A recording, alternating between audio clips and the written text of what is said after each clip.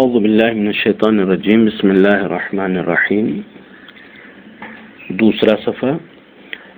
سورہ بقرہ کا آغاز ہو رہا ہے یہاں سے۔ بسم اللہ الرحمن الرحیم، الف لام میم۔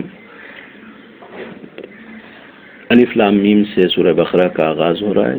اس حرف کو یا اس جملے کو الف لام میم، اس کو حروف مقطعہ کہتے ہیں۔ مقطعہ اس جہت سے کہتے ہیں کہ الفاظ کو جب ترکیب کی، یعنی حروف کو جب ترکیب کیا جاتا ہے، ملا کے پڑھا جاتا ہے، تو وہاں پر حروف کی آواز صرف پڑھی جاتی ہے۔ مثلا ہم ذالکہ پڑھیں گے تو ذالکہ میں پہلا لفظ ذال ہے، دوسرا لفظ لام ہے اور تیسرا لفظ کاف ہے۔ تو ذال لام کاف، تو اس طریقے سے ہوگا کہ ذال لام کاف، لیکن پڑھیں گے کیا؟ ذالکہ، یعنی ذال کی آواز ذا کی صورت میں، لام کی آواز لا کی صورت میں اور کاف کی آواز کا کی صورت میں نکلتی ہے۔ لیکن اس کے مقابلے میں جہاں پر ہر حرف کو الگ پڑھا جائے اس کو کہتے ہیں مقطع، یعنی ان کو متصل نہیں کیا گیا، ان کو جوڑا نہیں کیا بلکہ تختی یعنی الگ الگ رکھا گیا ہے۔ لہذا الف لام میم، اگر الف لام میم یوں ہی لکھا ہوا ہوتا تو اس کو علم پڑھا جاتا، لیکن الف لام میم کو جب الگ الگ حرف میں لکھا جاتا ہے تو اس کو الگ الگ پڑھا جاتا ہے۔ لہذا اس کو حروف مقطعہ کہتے ہیں کہ جو قرآن میں مختلف سوروں میں ذکر کیا گیا ہے۔ لہذا الف لام میم پڑھیں گے، اس کو علم یا علما نہیں پڑھیں گے۔ ذالک الکتاب لا ریب فیہ، یہ کتاب یعنی قرآن مجید کی طرف اشارہ ہے اور دور کا اشارہ کیا گیا، یعنی قرآن ایسی باعظمت کتاب ہے کہ جس کو بہرحال ہم درک نہیں کر سکتے یا ہمارے گویا دسترسی سے اوپر ہے، لہذا ہم دور کا اشارہ کرتے ہیں کہ وہ کتاب لا ریب فیہ، یہاں پر ایسی کتاب ہے کہ جس میں شک اور شبہے کی گنجائش نہیں ہے۔ سب سے پہلے یعنی ذالک الکتاب، کتاب سے مراد قرآن مجید، اور اس قرآن مجید کی دو صفت یہاں پر ذکر کیا گیا ہے۔ ایک لا ریب فیہ، یعنی قرآن ایسی کتاب ہے کہ جس میں شک اور شبہ کی گنجائش نہیں ہے۔ دوسری صفت یہ بیان کی گئی کہ ھدی للمتقین، اور یہ کتاب متقین کے لیے ہدایت ہے۔ شک اور شبہ کی گنجائش نہیں ہے، ظاہر ہے کہ خود قرآن کہتا ہے کہ ان کنتم فی ریب مما نزلنا علی عبدنا، کہ اگر تمہیں شک ہے تو اس کا مطلب لوگوں کو شک ہو رہا تھا۔ شک ہونا اور شک کی گنجائش ہونا، ان دونوں میں فرق یہ ہے کہ ابتدائی طور پر کسی بھی چیز میں انسان کو شک ہو سکتا ہے، اور شک اگر انسان کے ذہن میں آتا ہے تو شک ایک بہترین وسیلہ ہے انسان کے یقین تک پہنچنے کا، یعنی شک کے ذریعے انسان یقین تک پہنچتا ہے۔ لہذا بعض روایات میں اس بات کا اشارہ کیا گیا ہے کہ شک بہترین سواری ہے، بہترین وسیلہ ہے یقین تک پہنچنے کا، لیکن منزل بدترین منزل ہے منزل کے اعتبار سے۔ یعنی اگر انسان شک سے گزر کر یقین تک پہنچ جائے تو شک بہت اچھی چیز ہے، لیکن اگر انسان شک میں گرفتار ہو جائے، شک میں رہ جائے، تو یہ بدترین حالت ہے انسان کی کہ پھر انسان گویا نجات نہیں پا سکتا۔ لہذا قرآن ایسی کتاب ہے کہ جس میں شک اور شبہ کی گنجائش نہیں، یعنی ابتدائی طور پر ہر انسان کو شک ہو سکتا ہے، لیکن جب انسان قرآن کے حقائق کو دیکھے گا تو اس کو اندازہ ہوگا کہ یہ حقائق وہ ہیں کہ جس میں انسان کو شک نہیں کرنا چاہیے، یہ شک ہو نہیں سکتا ہے، یعنی اتنے مستحکم اور مضبوط حقائق ہیں کہ جو قابل شک اور تردید نہیں ہے۔ دوسرا ھدی للمتقین، یہ کتاب متقین کے لیے ہدایت ہے۔ پھر آگے جو آیات ہیں ان میں متقین کی صفات بیان کی گئی ہیں۔ سب سے پہلی صفت الذین یؤمنون بالغیب، متقین وہ لوگ ہیں کہ جو غیب کے اوپر ایمان رکھتے ہیں۔ ویقیمون الصلاۃ، دوسری صفت یہ ہے کہ نماز ادا کرتے ہیں۔ ومما رزقناہم ینفقون، تیسری صفت یہ ہے کہ خدا کی دی ہوئی رزق میں انفاق کرتے ہیں، یعنی جو خدا نے ان کو دیا ہے اس میں سے وہ راہ خدا میں خرچ کرتے ہیں۔ چوتھی صفت یہ ہے کہ والذین یؤمنون بما انزل الیک، جو آپ کے اوپر یعنی پیغمبر سے خطاب ہے کہ پیغمبر جو آپ کے اوپر کتاب نازل ہوئی ہے، یہ مومنین متقین وہ ہیں کہ جو اس کے اوپر ایمان رکھتے ہیں۔ چار صفت۔ پانچویں صفت ہے وما انزل من قبلک، پر یہ متقین وہ ہیں کہ جو ان کتابوں کے اوپر بھی ایمان رکھتے ہیں کہ جو آپ سے پہلے نازل ہو چکی ہے. وَبِالْآخِرَةِ هُمْ يُوقِنُونَ، اور یہ لوگ آخرت پر یقین رکھتے ہیں. یہ 6 صفات ہیں کہ جو متقین کے لیے بیان کیے گئے. یؤمنون بالغیب، غیب کے اوپر ایمان رکھتے ہیں. ظاہر ہے کہ اس دنیا میں یعنی کچھ ایسے لوگ ہیں کہ جو صرف مادی چیزوں کو مانتے ہیں اور غیر مادی چیزیں کہ جو ان کی نظروں میں نہ آ سکیں، جس کو وہ محسوس نہ کر سکیں، اس کا انکار کرتے ہیں. جبکہ دنیا ایسی ہے کہ جس میں مادی چیزیں ٹھیک ہے بہت زیادہ ہیں، ہماری نظروں میں آتی ہیں، لیکن ایسا نہیں ہے کہ دنیا صرف مادی ہی چیزوں پر چل رہی ہے، بلکہ ابھی ہم نے بیان کیا کہ وہ عالم ملکوت ہے، عالم عالم لاہوت ہے، عالم ملکوت ہے، عالم ناسوت ہے، پھر اس کے بعد جو ہے عالم جبروت ہے. اس میں صرف اور صرف عالم ناسوت، جس کو ہم عالم مادہ کہتے ہیں، وہ ہماری نظروں میں آتا ہے، وہ ہمیں محسوس ہوتا ہے. ورنہ بہت سارے لوگ ایسے ہیں کہ جو عالم ملکوت تک بھی رسائی نہیں رکھتے. بہت سارے ایسے ہیں کہ جو عالم ملکوت تک رسائی رکھتے ہیں، عالم جبروت تک ان کی رسائی نہیں ہے. اور جو عالم جبروت تک بھی رسائی رکھتے ہیں، ان میں سب ایسے نہیں ہیں کہ جو عالم لاہوت تک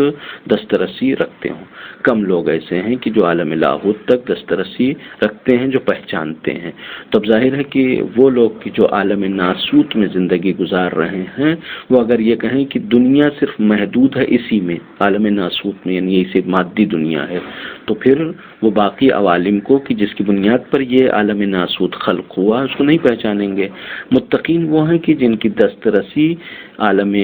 ملکوت، جبروت اور لاہوت تک ہوتی ہے، لہذا ان تمام چیزوں کے پر وہ ایمان رکھتے ہیں. یعنی خدا کے اوپر ایمان رکھتے ہیں، غیب کے اوپر،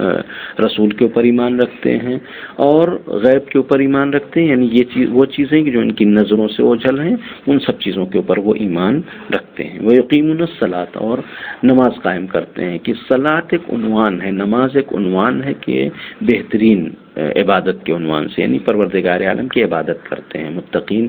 خدا کے بندے ہوتے ہیں، وہ صرف عبادت گزار نہیں ہوتے، نماز پڑھنے والے نہیں ہوتے، بلکہ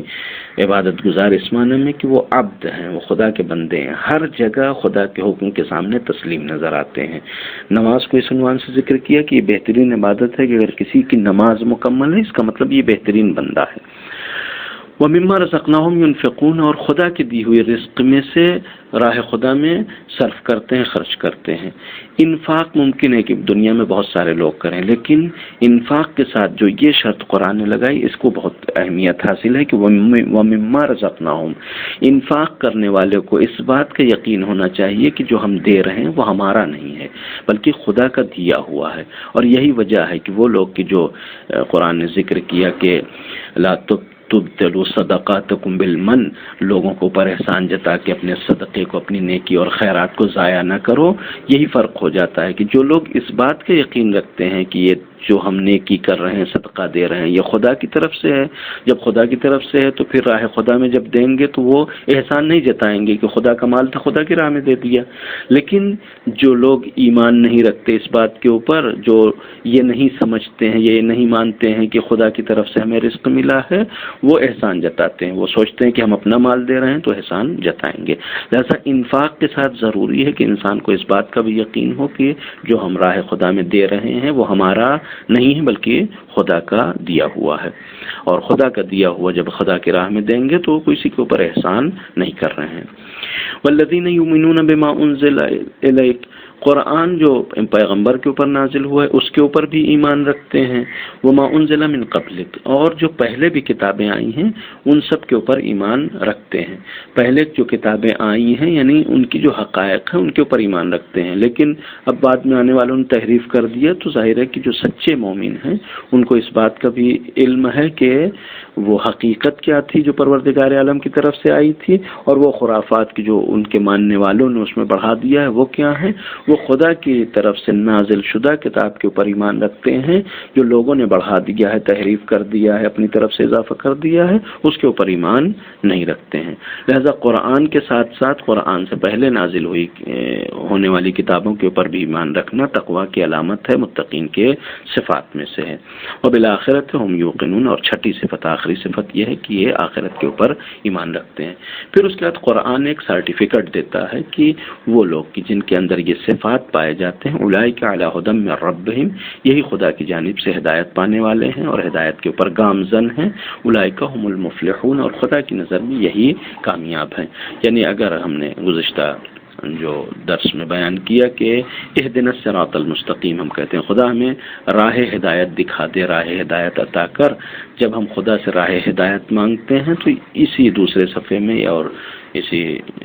مقام پر انسان کو اندازہ لگا لینا چاہیے کہ ہم راہ ہدایت پر ہیں یا نہیں ہیں۔ اولئک علی ھدی من ربہم، یعنی یہی متقین ہیں کہ جو ہدایت کے اوپر قائم ہے، اور یہ متقین کی یہ 6 صفات ہیں۔ لہذا ہم دیکھیں کہ اگر یہ 6 صفات ہمارے اندر پائی جاتی ہیں تو اس کا مطلب کہ پروردگار عالم نے ہمیں راہ ہدایت دکھا دی ہے، ہم اس راہ پر گامزن ہیں، اور اگر نہیں ہے یہ 6 صفات تو ہم اپنے اندر یہ صفات پیدا کریں، یہ خصلتیں پیدا کریں کہ تاکہ ہم راہ ہدایت پر گامزن رہ سکیں،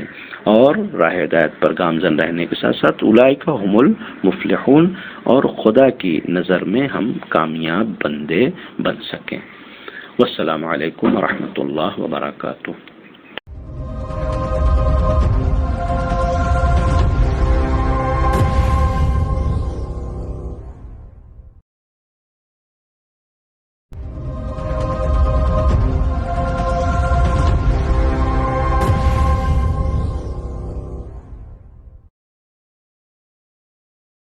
اعوذ باللہ من الشیطان الرجیم، بسم اللہ الرحمن الرحیم۔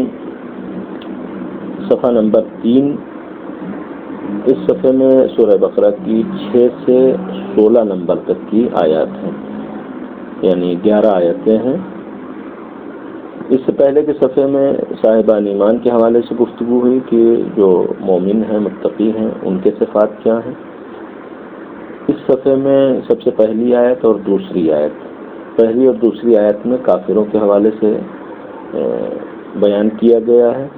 کہ جو لوگ کافر ہیں، پیغمبر سے خطاب ہو رہا ہے کہ آپ ان کو ڈرائیں یا نہ ڈرائیں، وہ ایمان لانے والے نہیں ہیں۔ کافر کفر چھپانے کو کہتے ہیں، لہذا کافر وہ شخص ہوتا ہے کہ جو چھپاتا ہے۔ چھپائی وہی چیز جاتی ہے کہ جو سامنے ہو انسان کے، یعنی خود انسان جان رہا ہے پھر دوسرے سے چھپاتا ہے، تو گویا ان کو اس حقیقت کا یقین ہوتا ہے۔ یعنی کافر وہ شخص ہوگا کہ جس کو خدا کے وجود کا یقین ہے، اس کے باوجود وہ چھپا رہا ہے، یعنی اس یقین کو چھپاتا ہے حقیقت میں کہ جو اس کے دل میں پایا جاتا ہے، اور وہ یعنی بظاہر انکار کرتا ہے اور کہتا ہے کہ وہ خدا نہیں ہے یا خدا کو ہم نہیں مانتے ہیں۔ لہذا جب ایسا انسان ہو تو اس کے لیے نصیحتیں اثر نہیں کرتی۔ جو اپنے یہاں مثال دی جاتی ہے کہ سوئے ہوئے انسان کو جگانا آسان ہے، لیکن جو بن کے سو رہا ہو اس کو جگایا نہیں جا سکتا۔ لہذا کافر وہ شخص ہوتا ہے کہ جو خدا کا منکر نہیں ہوتا، یعنی دل میں پروردگار عالم کے وجود کا یقین رکھتا ہے لیکن زبان سے انکار کرتا ہے۔ لہذا پیغمبر سے خطاب ہوا کہ آپ ان کو ڈرائیں یا نہ ڈرائیں، یہ ایمان لانے والے نہیں ہیں، یعنی یہ جان بوجھ کر گویا سوئے ہوئے ہیں، اب یہ اٹھ نہیں سکتے ہیں۔ لہذا پروردگار عالم نے ان کے دلوں کے اوپر مہر لگا دی ہے، ان کے کان کے اوپر مہر لگا دی ہے، ان کی آنکھوں کے اوپر مہر لگا دی ہے کہ ان کے یعنی یہ ساری باتیں سمجھ میں آنے والی نہیں ہیں۔ کہ دل شعور کا کام کرتا ہے، سمجھ بوجھ دل کے اندر ہوتی ہے۔ اگر انسان کا شعور پروردگار عالم کی حقیقت کو، ذات خدا کی حقیقت کو نہ سمجھ سکے تو ظاہر ہے کہ پروردگار عالم کی ذات سے زیادہ واضح اور روشن چیز کوئی بھی نہیں ہے۔ لہذا اگر وجود الہی کو نہیں سمجھ سکا تو پھر کوئی بھی چیز اس کے سمجھ میں نہیں آنے والی ہے۔ آنکھیں اگر خدا کا مشاہدہ نہ کر سکیں تو اندھی ہیں ایسی آنکھیں کہ جو خدا کو اپنا نگراں نہ سمجھیں، امام حسین علیہ السلام کا جملہ۔ اگر کان الہی نغمے کو نہ سن سکیں تو پھر اس کا مطلب یہ ہے کہ بہرے ہیں، یعنی کان الہی نغمے کو سنیں جو سب سے زیادہ آشکار ہے، آنکھ وجود الہی کا مشاہدہ کرے جو سب سے زیادہ آشکار ہے، دل وجود الہی کی حقیقت کو سمجھے کہ جو سب سے زیادہ واضح اور روشن ہے، تب اس کا مطلب یہ ہے کہ یہ کام کر رہا ہے۔ اور اگر انہی چیز کو نہیں سمجھتا، یعنی الہی چیزوں کو کہ جس کے حقیقت آشکار ہے، روشن ہے، وہی نہیں سمجھتا، تو اس کا مطلب پھر ان کا کوئی فائدہ نہیں ہے، یعنی دل، آنکھ، کان، ان کا کوئی فائدہ نہیں۔ اس کے بعد کی آیات منافقین کے حوالے سے شروع ہوتی ہیں کہ منافقین ایسے لوگ ہیں کہ جو کہتے ہیں کہ ایمان لے آئے لیکن وہ مومن نہیں ہیں۔ اس سے اس بات کا اعلان کیا جاتا ہے کہ ایمان کوئی کہنے کی چیز نہیں ہے کہ انسان زبان سے کہہ دے، لہٰذا قرآن نے ایسے لوگوں کا تذکرہ کیا ہے کہ جو آ کے پیغمبر کی خدمت میں کہے کہ ہم ایمان لے آئے، پیغمبر نے کہا کہ نہیں، ایمان نہیں لے آئے ہو، ابھی اسلام لے آئے ہو، یعنی تم زبان سے جب تک کہو گے تو اس زبان سے کہنے والی چیز کو اسلام کہتے ہیں، ایمان نہیں کہتے۔ وَلَمَّا يَدْخُلِ الْإِيمَانُ فِي قُلُوبِكُمْ، یعنی جب تک انسان دل سے یقین نہ کر لے تب تک انسان مومن نہیں ہوتا ہے۔ لہذا منافقین وہ ہوتے ہیں کہ جو زبان ہی سے کہتے ہیں کہ ہم ایمان لے آئے ہیں، جبکہ وہ حقیقت میں دل میں ان کے ایمان نہیں پایا جاتا۔ یہ آ کر کہتے کیوں ہیں؟ کہتے اس لیے ہیں کہ ان کا خیال یہ ہے کہ ایسے کہہ کے ہم خدا کو دھوکہ دے دیں گے، مومنین کو دھوکہ دے دیں گے، یعنی نعوذ باللہ خدا یہ سمجھنے لگے گا کہ ہاں یہ لوگ ایمان لے آئے ہیں، مومنین یہ سمجھنے لگیں گے کہ یہ ایمان لے آئے ہیں۔ پروردگار عالم کہتا ہے کہ نہ یہ خدا کو دھوکہ دے سکتے ہیں، نہ مومنین کو دھوکہ دے سکتے ہیں، بلکہ یہ خود کو دھوکہ دے رہے ہیں، اس لیے کہ خدا ظاہر ہے کہ اس کے لیے حقیقت آشکار ہے، یعنی ساری حقیقتیں اس کے سامنے روشن ہیں، اور انسان کے دل سے پروردگار عالم قریب ہے، رگ جان سے زیادہ قریب ہے، تو ظاہر ہے کہ یہ دل میں کوئی چیز چھپا نہیں سکتے، خدا کے سامنے وہ روشن ہو جائے گی۔ مومنین کو بھی دھوکہ نہیں دے سکتے کہ اس لیے کہ المومن ینظر بنور اللہ، مومن کے پاس بھی جو نظر ہوتی ہے وہ الہی نظر ہوتی ہے، لہذا یہ خود کو دھوکہ دے رہے ہیں۔ خود کو دھوکہ کس بات کے لیے دے رہے ہیں کہ یہ سوچتے ہیں کہ اس طریقے سے کہہ کے ہمارا کام چل جائے گا اور ہم مومن ہو جائیں گے، نہیں، پروردگار عالم ان کو اپنی گرفت میں لے لے گا۔ فی قلوبہم مرض، اور یہ کام اس لیے کرتے ہیں کہ ان کے دلوں میں بیماری پائی جاتی ہے، اور اس بیماری کی وجہ سے یہ لوگوں کو دھوکہ دینے کی کوشش کرتے ہیں۔ اللہ نے ان کے مرض کو اور بڑھا دیا ہے، یعنی پروردگار عالم نے ان کے نفاق کے مرض کو بڑھا دیا، اور یہ اب ہدایت پانے والے نہیں ہیں، اور ان کے لیے آخرت میں بھی سخت ترین اور دردناک عذاب مہیا کیا گیا ہے۔ جب ایسے لوگوں سے کہا جاتا ہے کہ زمین کے اوپر فساد نہ کرو، تو یہ کہتے ہیں کہ ہم تو اصلاح کر رہے ہیں، ہم تو اچھا کام کرنا چاہتے ہیں۔ قرآن کہتا ہے کہ نہیں، یہی فساد کرنے والے ہیں۔ یہ جو لوگ پروردگار عالم کے اوپر ایمان نہیں رکھتے اور اس کے بعد ایمان کا دکھاوا کرتے ہیں، ظاہر ہے کہ یہ اصلاح کے لائق نہیں ہے۔ اصلاح وہ عمل ہے کہ دوسروں کی خیر خواہی چاہنا یا بہتر کام کرنا۔ یہ وہ لوگ ہیں کہ جو اپنی بہتری کے لیے ابھی تک کام نہیں کر سکے، اپنی خیر خواہی ان کے دل میں نہیں آئی ہے۔ اگر اپنی خیر خواہی ہوتی تو کم سے کم خود تو ایمان لے آتے۔ اگر ایک انسان اپنے لیے خیر خواہ نہیں ہے، اپنی بھلائی نہیں چاہتا ہے، تو دوسروں کی بھلائی نہیں چاہ سکتا ہے۔ لہذا یہ لوگ حقیقت میں مفسد ہیں، یہ اصلاح نہیں کر سکتے ہیں، اس لیے کہ ان کے پاس اتنا شعور نہیں ہے کہ اپنے لیے بھلائی کر سکیں، تو پھر دوسرے کے لیے بھلائی نہیں کر سکتے ہیں۔ ان سے جب کہا جاتا ہے کہ جیسے سارے مومنین ایمان لے آئے ہیں ویسے ایمان لے آؤ، کہتے ہیں نہیں، ہم تو بیوقوفوں کی طرح ایمان لے آئیں گے۔ یہ کہتے تو ہیں کہ بیوقوفوں کی طرح ایمان لے آئیں گے، یعنی ان کے کہنے کا مطلب یہ ہوتا ہے کہ بیوقوف دوسرے لوگ ہیں کہ جو ایمان لے آئے ہیں تو ہم ان کی طرح ایمان لے آئیں گے۔ قرآن کہتا ہے کہ نہیں، بیوقوف در حقیقت یہی ہے، یعنی وہ لوگ کہ جو اتنے بڑے دھوکے میں ہیں کہ نعوذ باللہ پروردگار عالم کو دھوکہ دینے کی کوشش کر رہے ہیں، ان سے بڑا بیوقوف کوئی نہیں ہوگا، اس لیے کہ پروردگار عالم ہر راز سے واقف ہے، ہر حقیقت کو جانتا ہے، اور اگر وہ اس کو دھوکہ دینے کی کوشش کر رہے ہیں تو اس کا مطلب سب سے بڑے بیوقوف یہی ہے۔ یہ لوگ جب صاحبان ایمان کے پاس جاتے ہیں تو ان سے کہتے ہیں کہ ہم تو ایمان لے آئے ہیں، ہم تو بالکل تمہارے ساتھی سنگاتی ہیں، اور اس کے بعد جب تنہا ہوتے ہیں اور اپنے شیاطین اور کافر دوستوں سے ملتے ہیں تو کہتے ہیں کہ ہم صاحبان ایمان کے پاس جو جاتے ہیں تو ان کا مذاق اڑاتے ہیں۔ پروردگار عالم کہتا ہے کہ یہ خود ایسے لوگ ہیں کہ جن کا خدا مذاق بنائے ہوئے ہیں، یعنی در حقیقت یہ خود اپنا مذاق بنائے ہوئے ہیں کہ وہ جو کام کر رہے ہیں ان کو اندازہ یہ نہیں ہے کہ جو کام ہم کر رہے ہیں وہ جس کو دھوکہ دینا چاہ رہے ہیں وہ اچھی طریقے سے واقف ہے، جس کو ہم یعنی جس کے سامنے اپنی وہ ایک جھوٹی شخصیت پیش کرنا چاہتے ہیں کہ ہم مومن ہو گئے ہیں، وہ ان حقائق سے آشنا ہے، ان حقائق کا جانکار ہے۔ تو جب وہ جانتا ہے تو ظاہر ہے کہ یہ خود اپنا مذاق بنائے ہوئے ہیں کہ پروردگار عالم تو اس دن کے انتظار میں ہے کہ جب یہ یہاں سے جائیں، اور پروردگار عالم ان کے لیے سخت ترین عذاب مہیا کر کے رکھے ہوئے ہیں۔ اور آخری آیت یہ ہے کہ ان کا انجام یہ ہے کہ انہوں نے ہدایت کو بیچ دیا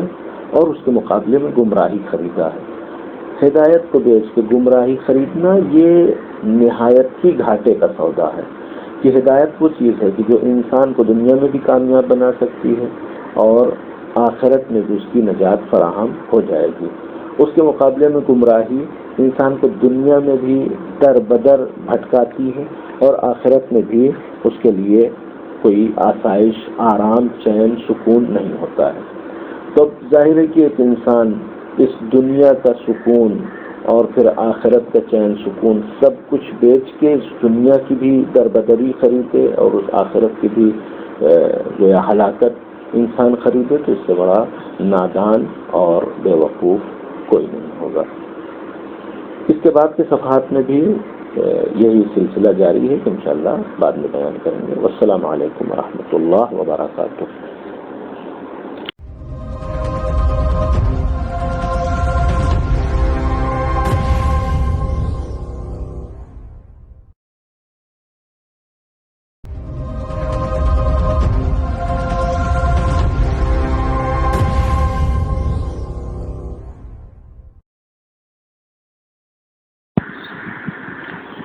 اعوذ باللہ من الشیطان الرجیم، بسم اللہ الرحمن الرحیم۔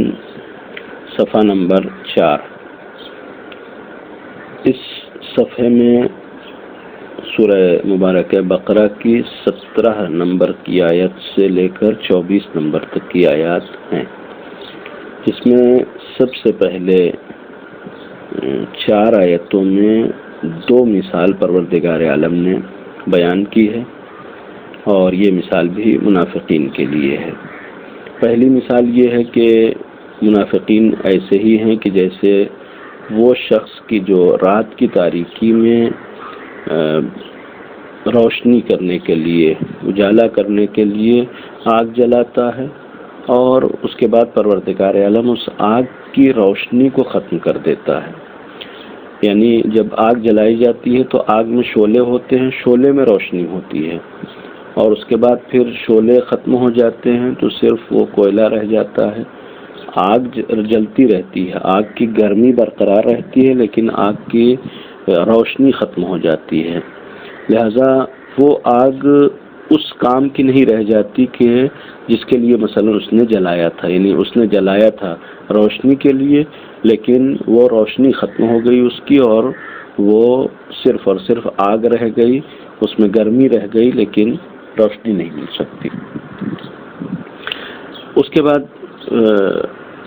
پروردگار عالم یہ مثال بیان کرنے کے بعد پھر یہ اعلان فرماتا ہے کہ صم بکم عمی فہم لا یرجعون،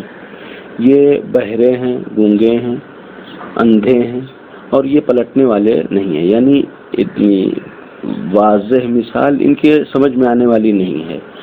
اس کے بعد پھر پروردگار عالم دوسری مثال بیان کرتا ہے کہ یا ان کی مثال اس طریقے سے ہے کہ جو آسمان سے جس وقت بارش نازل ہوتی ہے، بارش ہوتی ہے، بارش کے موسم میں گھن گرج، بجلی، یہ ساری چیزیں بھی پائی جاتی ہیں۔ تو بارش کے ساتھ ساتھ جو ہے وہ رعد و برق بھی ہو، گرج اور کڑک بھی ہو آسمان میں، اور بجلی بھی چمک رہی ہو،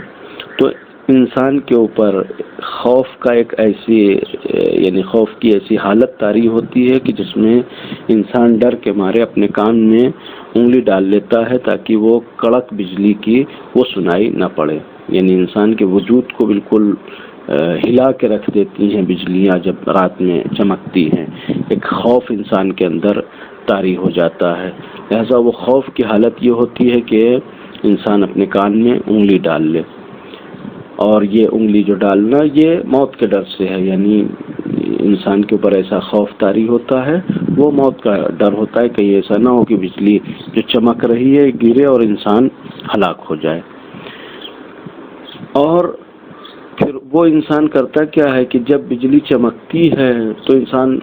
آگے بڑھتا ہے، راستہ اس کو دکھائی پڑتا ہے، آگے بڑھ جاتا ہے، لیکن جب بجلی کی چمک ختم ہو جاتی ہے تو پھر اپنی جگہ پر رک جاتا ہے۔ اگر پروردگار عالم چاہے تو وہ جو ان کی دیکھنے کی قوت ہے، یعنی بجلی چمکے لیکن آنکھ کو پروردگار اندھا کر دے، دیکھنے کی قوت ختم ہو جائے گی۔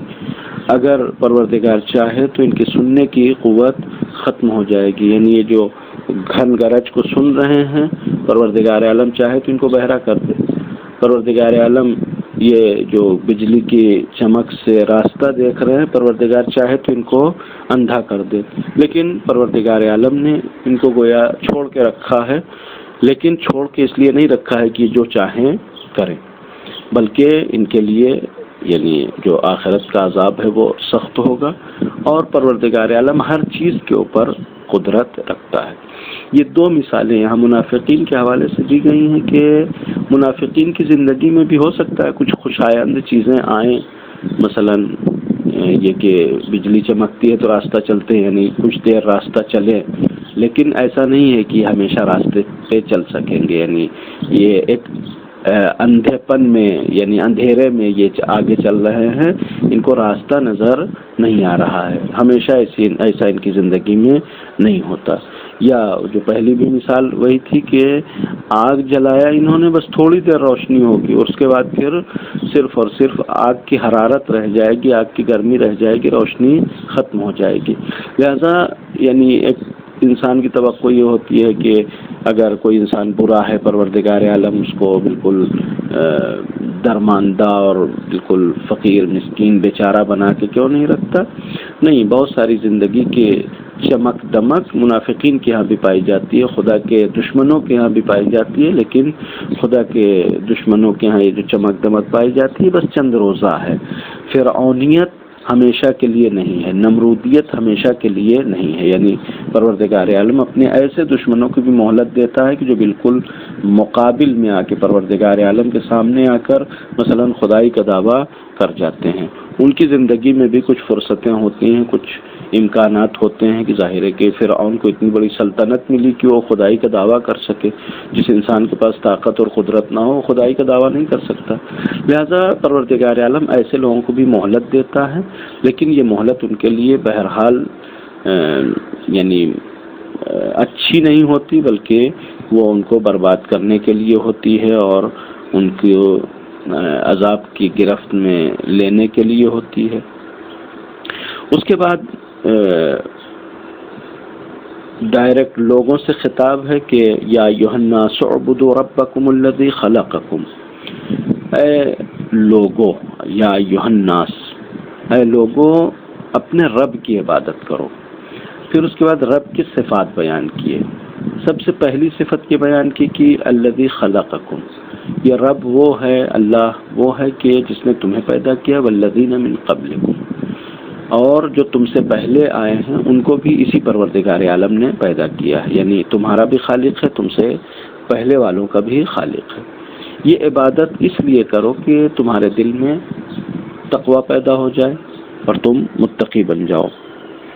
اس کے بعد پھر انہی صفات کو بیان کیا جاتا ہے، یعنی دو صفت اس عنوان سے بیان کی گئی کہ تمہارا بھی خالق ہے، تم سے پہلے والوں کا بھی خالق ہے، اور اس کے بعد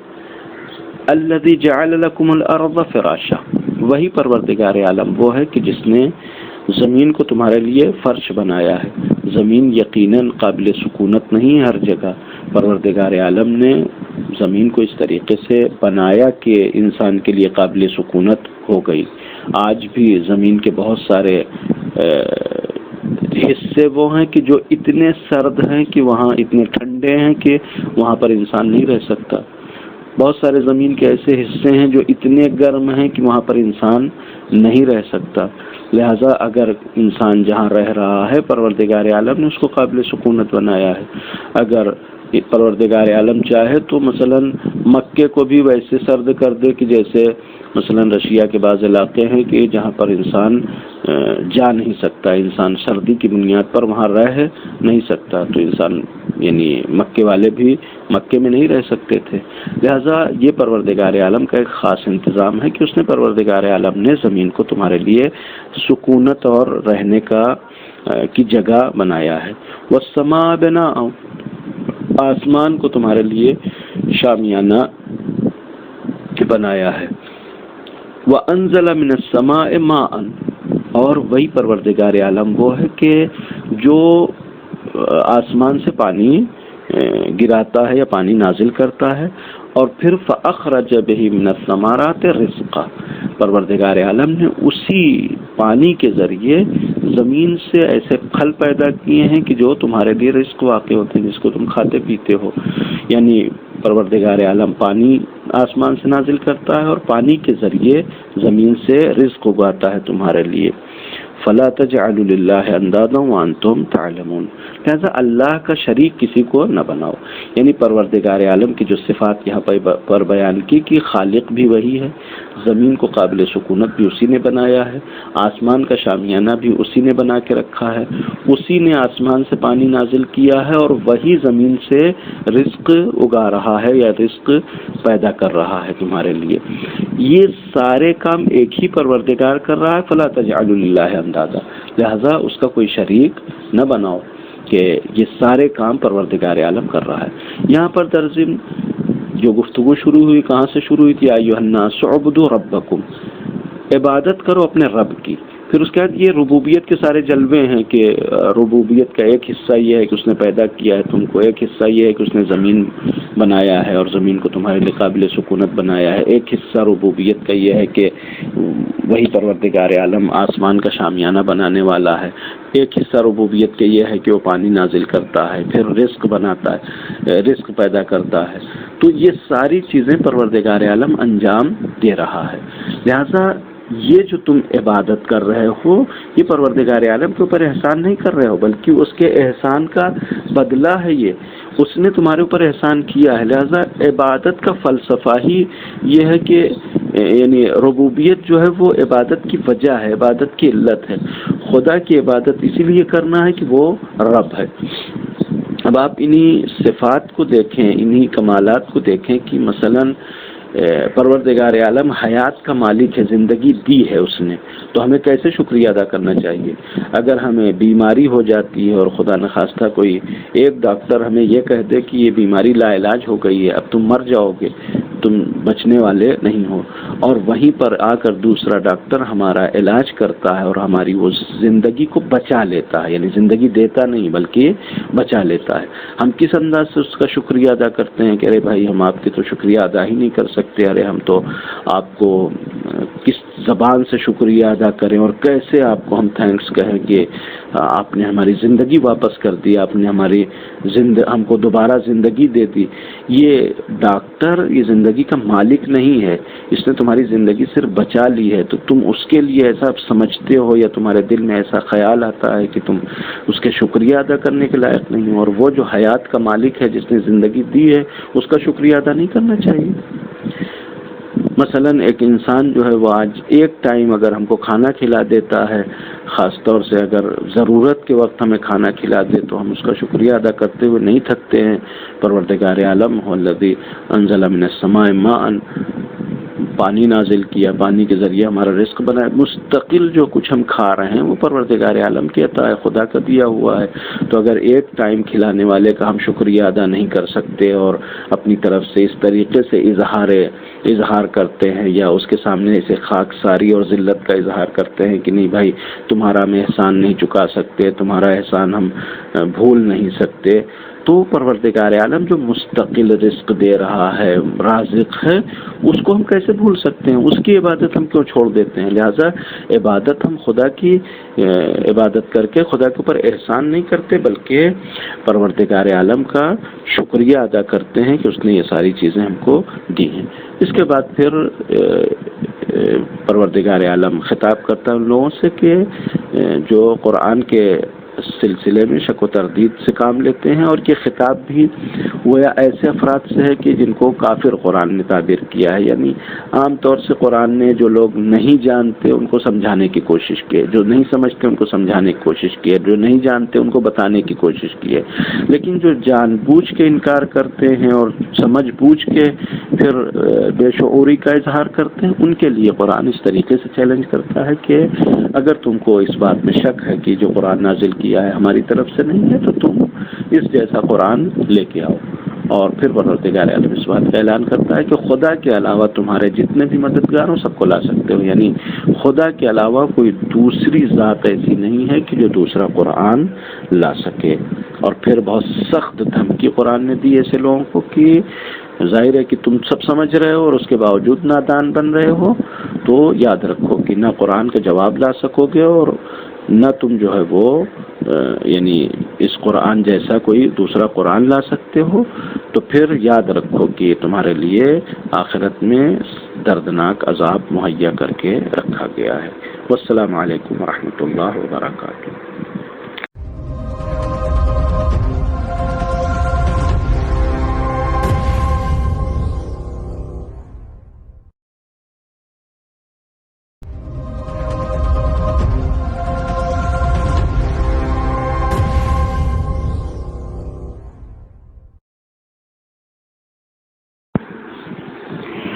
اعوذ باللہ من الشیطان اللعین الرجیم، بسم اللہ الرحمن الرحیم۔ صفحہ نمبر 5واں صفحہ، اس میں سورہ بقرہ کی 25 سے 29 نمبر تک کی آیات ہیں، یعنی کل 4 آیات ہیں کہ جن میں گفتگو سب سے پہلے صاحبان ایمان اور عمل صالح کے اجر سے ہے، اس لیے کہ گزشتہ صفحہ جہاں پر ختم ہوا وہاں پر قرآن نے کافروں کو اس بات کا چیلنج کیا کہ تم قرآن کا جواب اگر لا سکتے ہو تو لے آؤ۔ پھر قرآن نے اس بات کا اعلان کیا کہ نہیں، تم اس بات کی قدرت نہیں رکھتے ہو، نہیں لا سکتے ہو جواب، تو پھر خدا سے ڈرو کہ اللہ کا عذاب بہت سخت ہے۔ لہذا وہاں کافرین کے لیے جہنم کا تذکرہ کیا، تو پھر اس کے مقابلے میں مومنین کے اجر کا تذکرہ اس طریقے سے فرمایا کہ صاحبان ایمان اور عمل صالح کے لیے اس بات کی بشارت ہے کہ ان کو پروردگار عالم جنت دے گا۔ پھر جنت کے 3 صفتیں یہاں پر بیان کی ہیں۔ ایک تو تجری من تحتها الانہار، کہ جنت میں نہریں جاری ہوں گی۔ جنت کا جو مفہوم ہے، جنت باغ کو کہتے ہیں، تو ایک باغ کی تراوت اور اس کے دوام کے لیے پانی بہت ضروری ہوتا ہے، لہذا اگر باغ میں پانی کا سلسلہ جاری ہے تو باغ بھی تر و تازہ رہتا ہے، اور اگر پانی وہاں نہ ہو تو پھر باغ جو ہے وہ خشک ہو جاتا ہے۔ لہذا جنت یعنی ایک ایسی باغ ہے کہ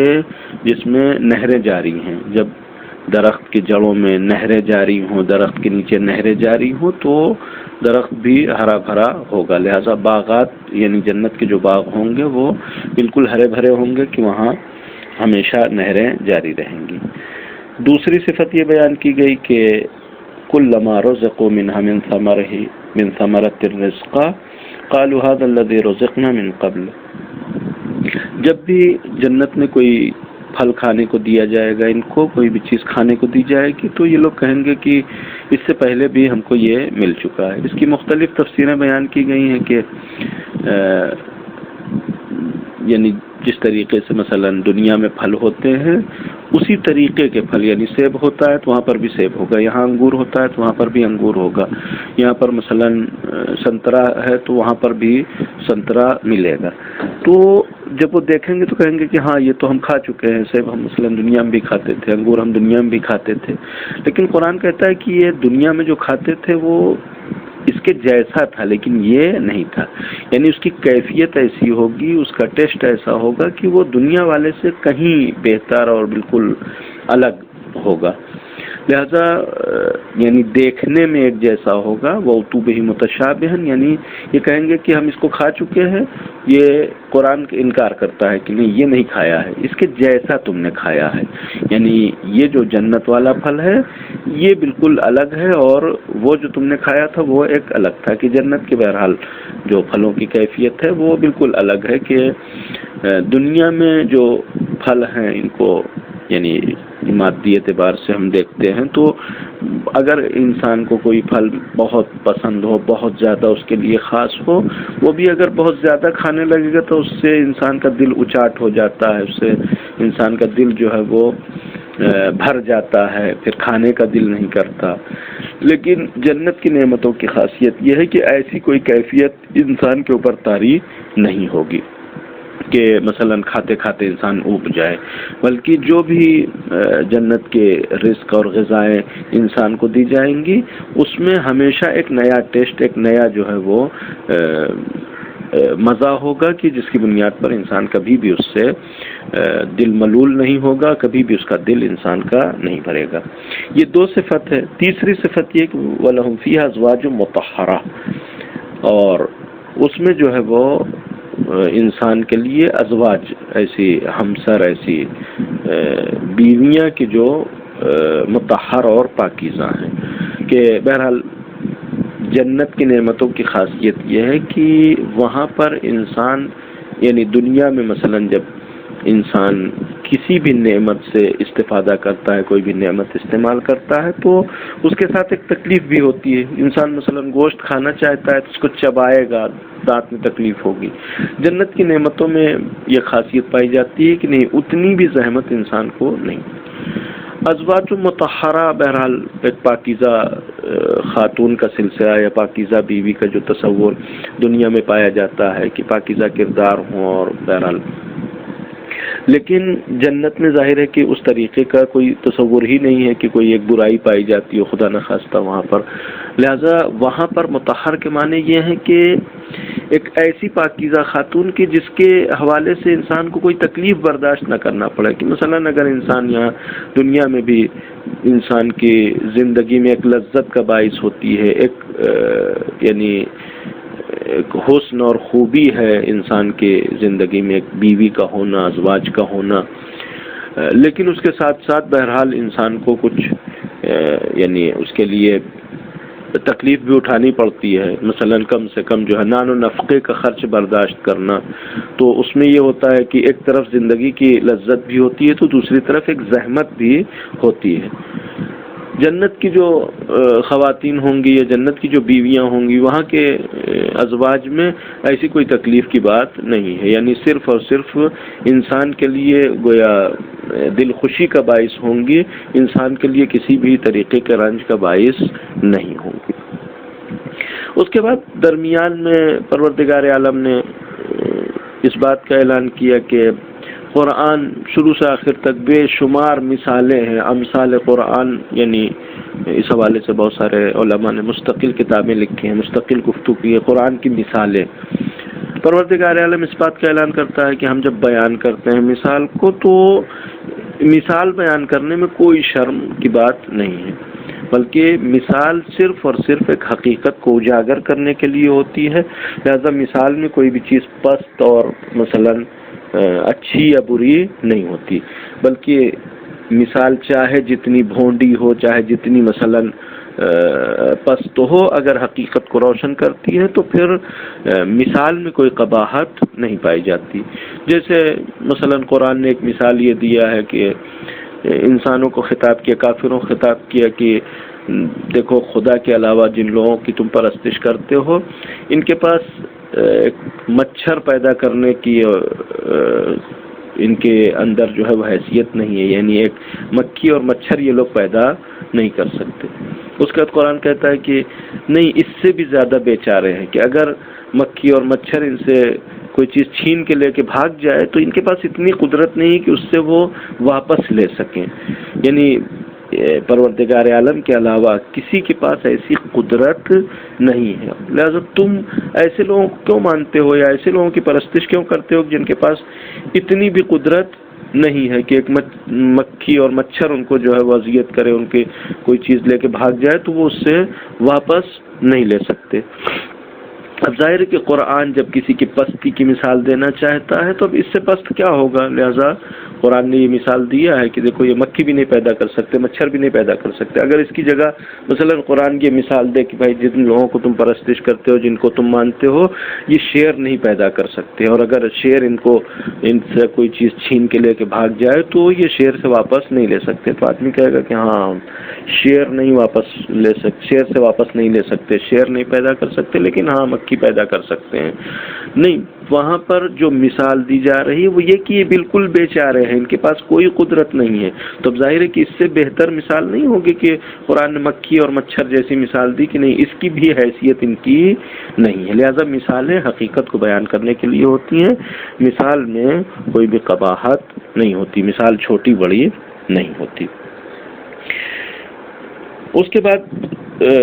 یعنی یہ تصور کہ خدا مثالیں ایسی کیوں دیتا ہے، اس کی نسبت قرآن نے دیا فاسقین کی طرف کہ یہ فاسقین ہے کہ اللہ مثالیں دے کر نعوذ باللہ لوگوں کو گمراہ کرنا چاہتا ہے، یعنی یہ عقیدہ رکھنا کہ پروردگار عالم نعوذ باللہ کسی کو گمراہ کرنا چاہتا ہے، یہ ایک فسق کی علامت ہے۔ ایک فاسق جو ہے ایسا سوچتا ہے کہ خدا نعوذ باللہ کسی کو گمراہ کرنا چاہتا ہے۔ پھر اس کے بعد فاسقین کی صفت بیان کی۔ فاسقین کی بھی یہاں پر 3 صفت قرآن نے ذکر کیا ہے۔ ایک الذین ینقضون عہد اللہ من بعد میثاقہ، اللہ سے عہد کرنے کے بعد یہ عہد کو توڑ دیتے ہیں۔ دوسری صفت یہ بیان کی کہ وَيَقْطَعُونَ مَا أَمَرَ اللَّهُ بِهِ أَن يُوصَلَ،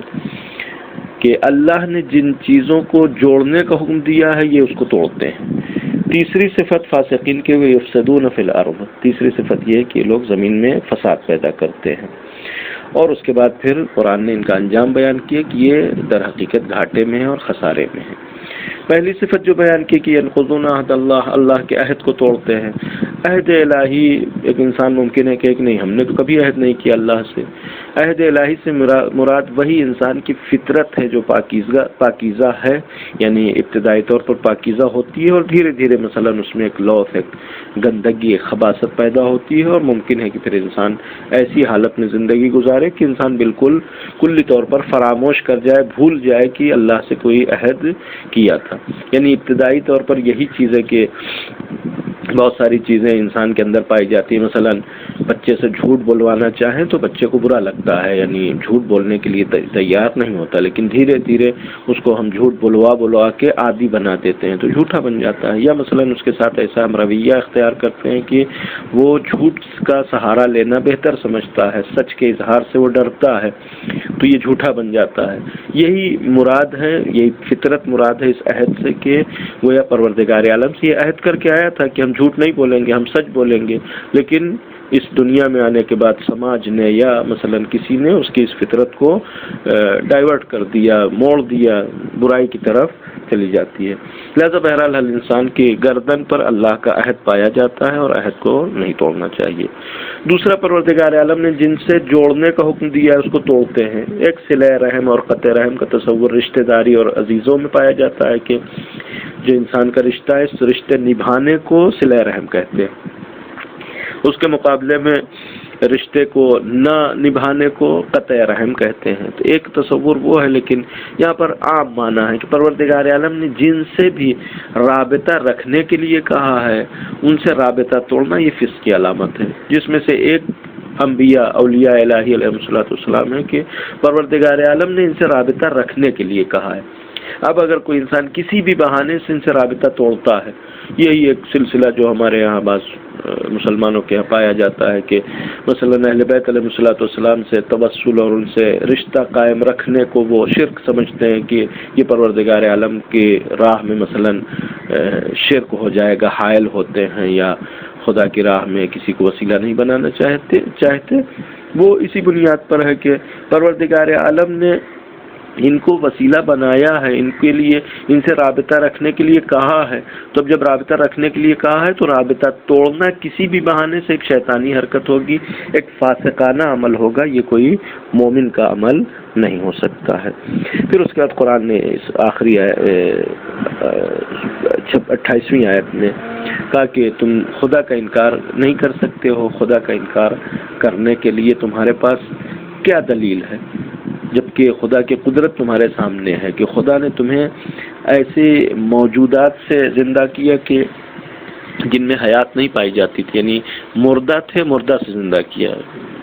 یعنی زندگی سے پہلے جو موت کا تصور ہے وہ یہ کہ انسان جن عناصر سے پیدا ہوا ہے ان عناصر میں کوئی بھی چیز جو ہے وہ ایسی نہیں ہے کہ جو حی ہو، زندہ ہو۔ چاہے ہم جو مشہور ہے کہ انسان مٹی سے بنا ہے، مٹی میں بھی حیات نہیں پائی جاتی، یا وہ 4 عناصر کی آگ، مٹی، پانی، ہوا، ان تمام عناصر میں جو ہے وہ حیات نہیں پائی جاتی۔ پروردگار عالم نے ان سے ملا کر ایک موجود حی، ایک زندہ موجود بنایا، انسان کو بنایا۔ اس کے بعد پھر اس انسان کو موت آئے گی، یعنی اس حیات کے بعد پھر موت آئے گی۔ موت آئے گی تو پھر تقریباً اسی حالت میں انسان پہنچ جائے گا، یعنی بدن پھر جو ہے وہ مٹی کی طرف منتقل ہو جائے گا۔ اس کے بعد پھر پروردگار عالم قیامت میں اس کو زندہ کر دے گا۔ اس کے بعد پھر پروردگار عالم نے اس نعمت کا تذکرہ کیا کہ جو بھی چیز زمین میں ہے پروردگار عالم نے سب کو تمہارے لیے بنایا ہے اور تمہارے لیے مسخر کر دیا ہے، یعنی زمین کی نعمتیں تمہارے اختیار میں ہیں، ان کو تم جیسے چاہو استعمال کرو۔ یعنی اگر پروردگار عالم کا یہ ارادہ نہ ہوتا اور پروردگار عالم نے زمین کو گویا اس بات کی اجازت نہ دی ہوتی، تمہارے اختیار میں نہ دیا ہوتا، تو زمین کی کوئی بھی نعمت تمہارے لیے قابل استعمال نہیں تھی۔ لہذا پروردگار عالم کا اس بات پر شکریہ ادا کرنا چاہیے کہ پروردگار عالم نے زمین، آسمان اور ان کے درمیان جو بھی چیزیں خلق کی ہیں وہ تمہارے لیے پیدا کی ہیں، لہذا تم پروردگار عالم کے اس قدرت کا گویا یقین رکھو اور اس قدرت کا اعتراف کرو، اور پروردگار عالم ہر چیز کو جانتا ہے۔ والسلام علیکم ورحمۃ اللہ وبرکاتہ۔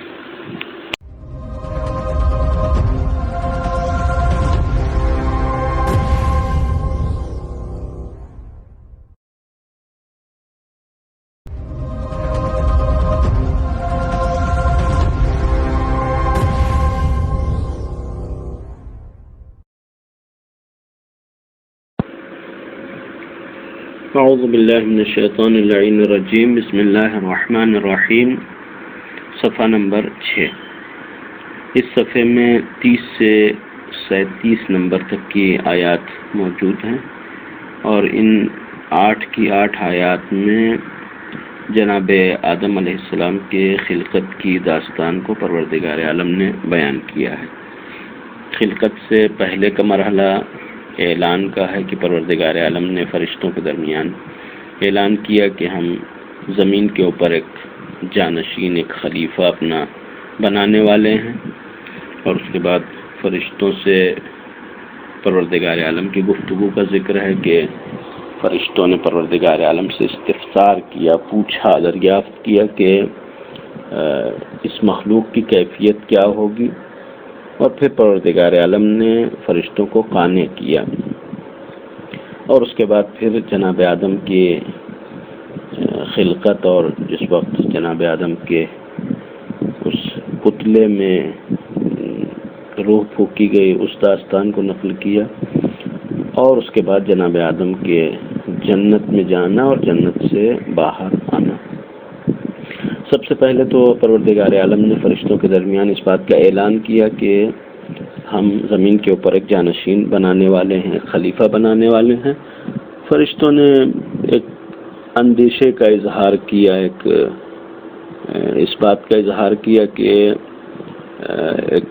اس طریقے کی جانشین بنانا زمین کے اوپر کہ جو ایک مادی مخلوق ہے یہ خطرناک ہو سکتا ہے۔ لہذا فرشتوں نے سوال کیا پروردگار عالم سے کہ کیا ایسے کو بنائے گا جانشین کی جو زمین پر فساد اور خریزی کرے؟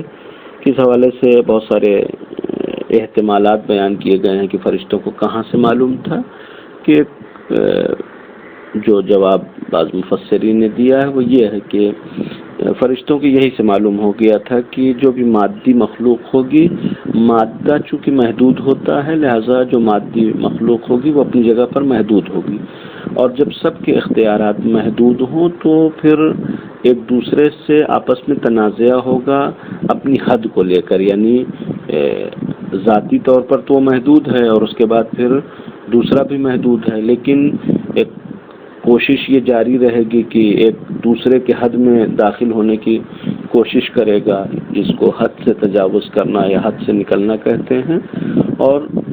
جب ایک دوسرے کے حد میں داخل ہونے کی کوشش ہوگی تو ظاہر ہے کہ آپس میں ٹکراؤ ہوگا، تصادم ہوگا، لہذا لڑائی جھگڑا شروع ہو جائے گا۔ یعنی ایک مادی مخلوق کی یہ کیفیت ہے کہ وہ بہرحال اس طریقے سے نہیں رہ سکتا کہ اس کو ہر چیز چاہیے، اور اس کے پاس قابلیت یہ نہیں ہے کہ اس کو ہر چیز دی جا سکے، لہذا ہمیشہ یہ تنازعہ رہے گا۔ اس کے مقابلے میں فرشتوں نے جو اپنی دعوے داری پیش کی کہ ہم تو زیادہ بہتر ہیں اس مقام خلافت کے، اس عنوان سے کہ ہم تسبیح کرتے ہیں تیری، ہم تیری حمد کرتے ہیں، ستائش کرتے ہیں، ہم تیری تقدیس کرتے ہیں۔ پروردگار عالم نے ان چیزوں کو رد نہیں کیا، یعنی یہ نہیں کہا کہ تم تسبیح نہیں کرتے یا تم حمد نہیں کرتے، تم تقدیس نہیں کرتے، یا اس میں کوئی کمی پائی جاتی ہے، بلکہ پروردگار عالم نے اس بات کا اعلان کیا کہ ہم جانتے ہیں، اور ہم جو جانتے ہیں وہ تم نہیں جانتے۔ یعنی اس بات کا گویا پروردگار عالم نے بھی اعتراف کیا کہ ہاں تمہاری تسبیح و تقدیس کے ہم اعتراف کرتے ہیں، لیکن جو چیز اور بھی ہمیں معلوم ہے وہ تم نہیں جانتے، اور پھر اس وہ چیز کی جو تم نہیں جانتے اس کی تفسیر اسی یعنی آیات میں بیان کی کہ پروردگار عالم نے جناب آدم علیہ السلام کو علم دیا اسماء کا، اور ظاہر ہے کہ اسماء کا علم سے مراد یہاں وہ الفاظ نہیں ہے کہ الفاظ اور معانی بتا دیے گئے ہوں، بلکہ اسماء کے علم سے مراد یہ ہے کہ پروردگار عالم کے اسماء ہیں کہ جو اس دنیا کے ارکان قرار پاتے ہیں، وَبِأَسْمَائِكَ الَّتِي مَلَأَتْ أَرْكَانَ كُلِّ شَيْءٍ۔ دعائے کمیل میں ہم یہ جملہ پڑھتے ہیں کہ پروردگار عالم کے اسماء ہیں کہ جس سے ہر شے کے ارکان بھرے ہوئے ہیں، یعنی اس دنیا کا جو نظام چل رہا ہے وہ اسماء الہی کی بنیاد پر، لہذا اسماء سے مراد یہاں یہ ہے کہ پروردگار عالم نے جناب آدم علیہ السلام کو خلقت کا راز بیان کیا، اور اس کے بعد پھر فرشتوں سے اس کے بارے میں سوال کیا تو فرشتوں نے لا علمی کا اظہار کیا کہ نہیں ہمیں تو نہیں پتہ ہے، اور اس کے بعد پھر پروردگار عالم نے جناب آدم علیہ السلام سے کہا کہ فرشتوں کو بتائیں آپ کے راز خلقت کیا ہے۔ پھر جب جناب آدم نے فرشتوں کو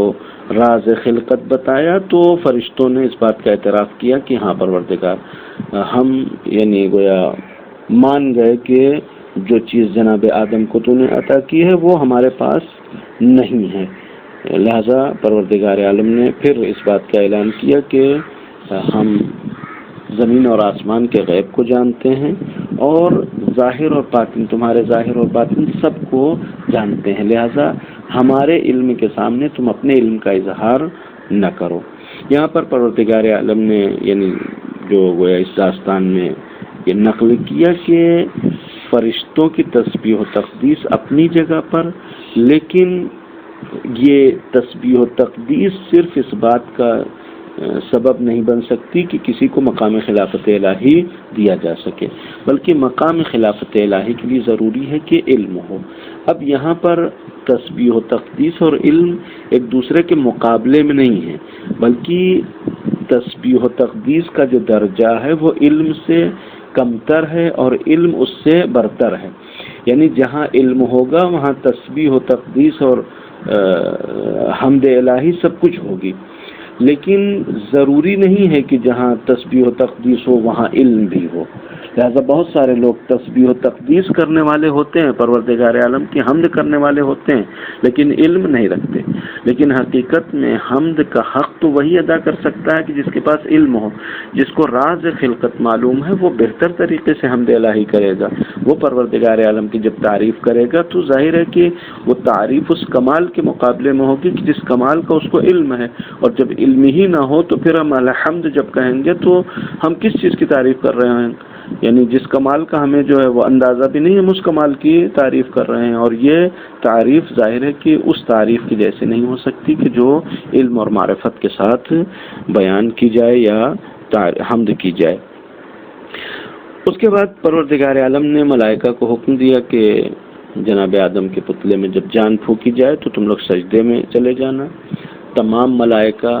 نے پروردگار عالم کے اطاعت کی، اس حکم کی، اور وہ سجدے میں چلے گئے سوائے ابلیس کے، کہ ابلیس گویا ملائکہ میں سے تھا بھی نہیں، کہ قرآن نے کئی مقامات پر اس بات کی نشاندہی کی ہے کہ ابلیس ملائکہ میں سے نہیں تھا بلکہ اجنہ میں سے تھا، اور اپنے گویا عبادت کی بنیاد پر یا اپنے تسبیح و تقدیس کی بنیاد پر پروردگار عالم نے اس کو فرشتوں کے ساتھ رکھا ہوا تھا، لیکن ظاہر ہے کہ ایک ایسا مقام امتحان پیش آیا تو پھر اندازہ ہو گیا کہ نہیں، وہ فرشتوں جیسا نہیں۔ فرشتے مطیع محض ہوتے ہیں، یعنی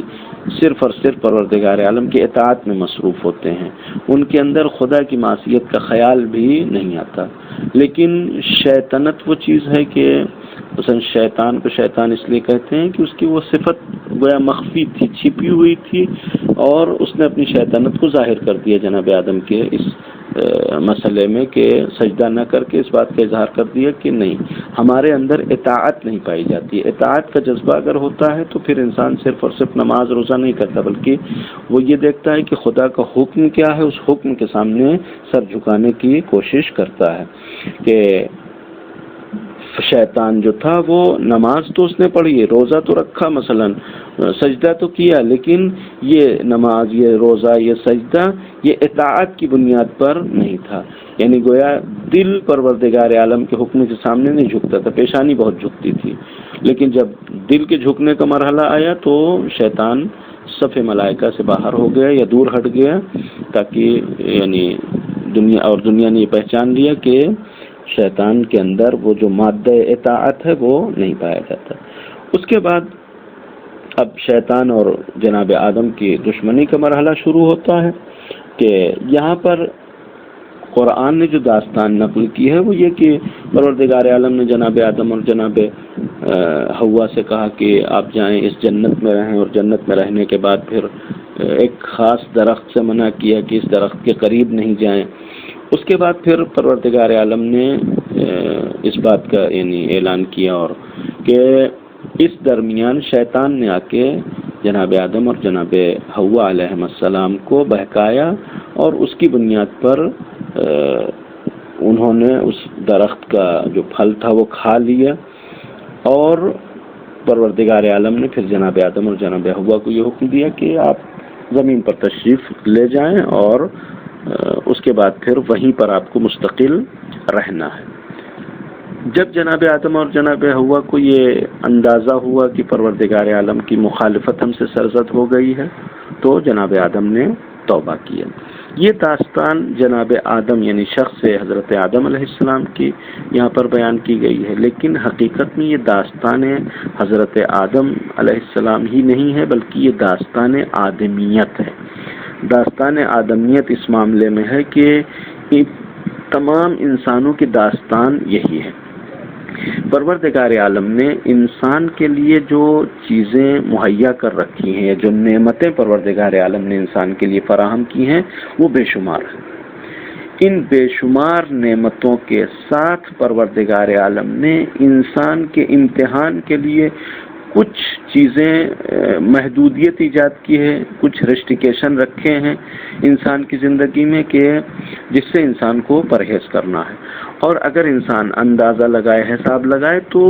نعمتوں کے مقابلے میں ریسٹریکشن بہت کم ہے، محدودیت بہت کم ہے۔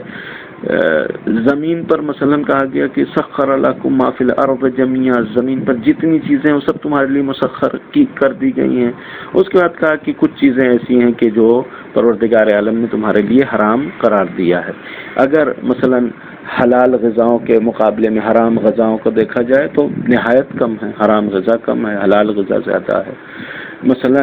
حلال کمائی کے راستوں کے مقابلے میں حرام کمائی کے راستے کو دیکھا جائے تو حرام کمائی کے راستے کم ہیں، حلال کمائی کے راستے زیادہ ہیں۔ لیکن انسان کا رجحان زیادہ مثلاً حرام کی طرف ہوتا ہے، باوجود اس کے کہ اس کے مقابلے میں حلال کے راستے میں کافی وسعت پائی جاتی ہے۔ یہ جو حرام کی طرف رجحان پایا جاتا ہے، وہ رجحان کس بنیاد پر ہوتا ہے؟ وہ شیطانی وسوسے کی بنیاد پر ہوتا ہے کہ شیطان ورغلاتا ہے۔ مثال آپ کی خدمت میں عرض کریں کہ ایک انسان کو مثلاً ہم مہمانی کے طور پر دعوت دیتے ہیں، بہت عظیم شاندار ہوٹل میں اس کو جگہ دیتے ہیں، اور اس میں مثلاً سینکڑوں کمرے موجود ہوں، سینکڑوں کمرے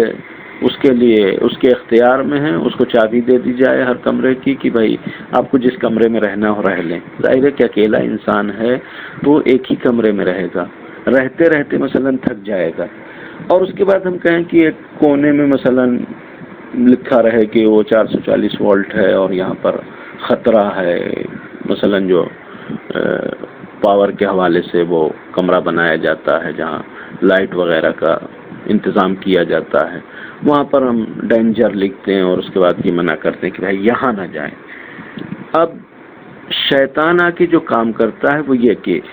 اتنی ساری نعمتوں کے مقابلے میں شیطان یہ نہیں کہتا کہ بھائی جاؤ شکریہ ادا کرو کہ اس نے اتنی ساری نعمتیں تمہیں دی ہیں، بلکہ شیطان جو ورغلانے کی کوشش کرتا ہے وہ یہ کوشش کرتا ہے کہ یہ ایک کمرے کی طرف تم کو جانے کے لیے منع کیوں کر دیا؟ جناب آدم اور جناب حوا کو شیطان نے آ کے یہی بتایا کہ اللہ نے جو منع کیا ہے وہ اس لیے منع کیا ہے کہ اگر تم اس درخت سے کھا لو گے تو خدا کی طرح خالد ہو جاؤ گے، ہمیشہ رہنے والے ہو جاؤ گے، یا تم جو ہے وہ ملک بن جاؤ گے، اور اللہ نعوذ باللہ نہیں چاہتا کہ تم فرشتہ بنو یا جو ہے وہ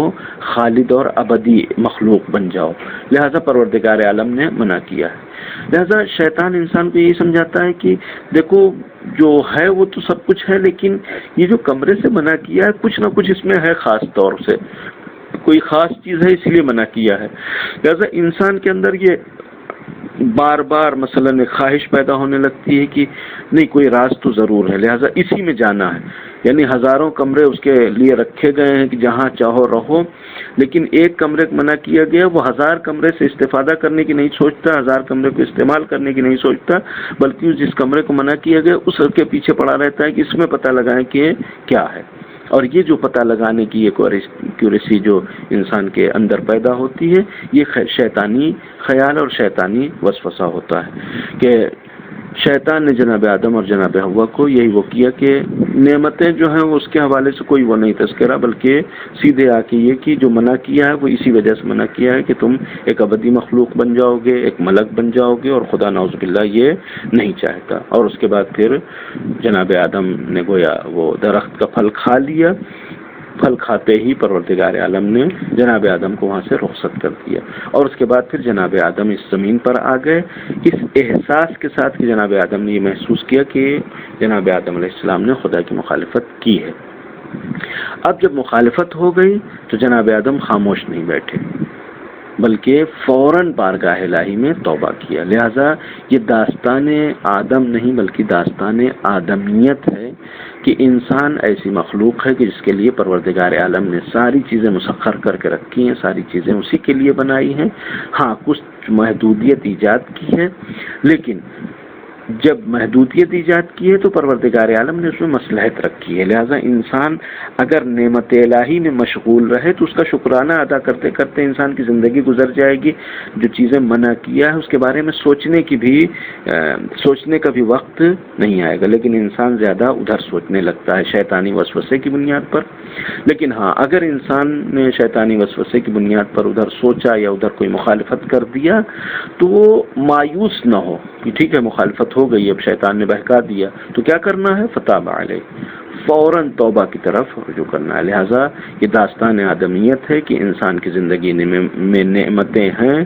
محدودیت ہے، لہٰذا نعمتوں میں انسان مشغول رہے، محدودیت کی طرف توجہ نہ کرے، اور اگر خدا نخواستہ جن چیزوں سے محدود کیا گیا تھا ان کا مرتکب ہو جاتا ہے، گنہگار ہو جاتا ہے، پھر مایوس نہ ہو بلکہ فوراً توبہ کرے کہ پروردگار عالم توبہ کو قبول کرنے والا ہے۔ السلام علیکم ورحمۃ اللہ وبرکاتہ۔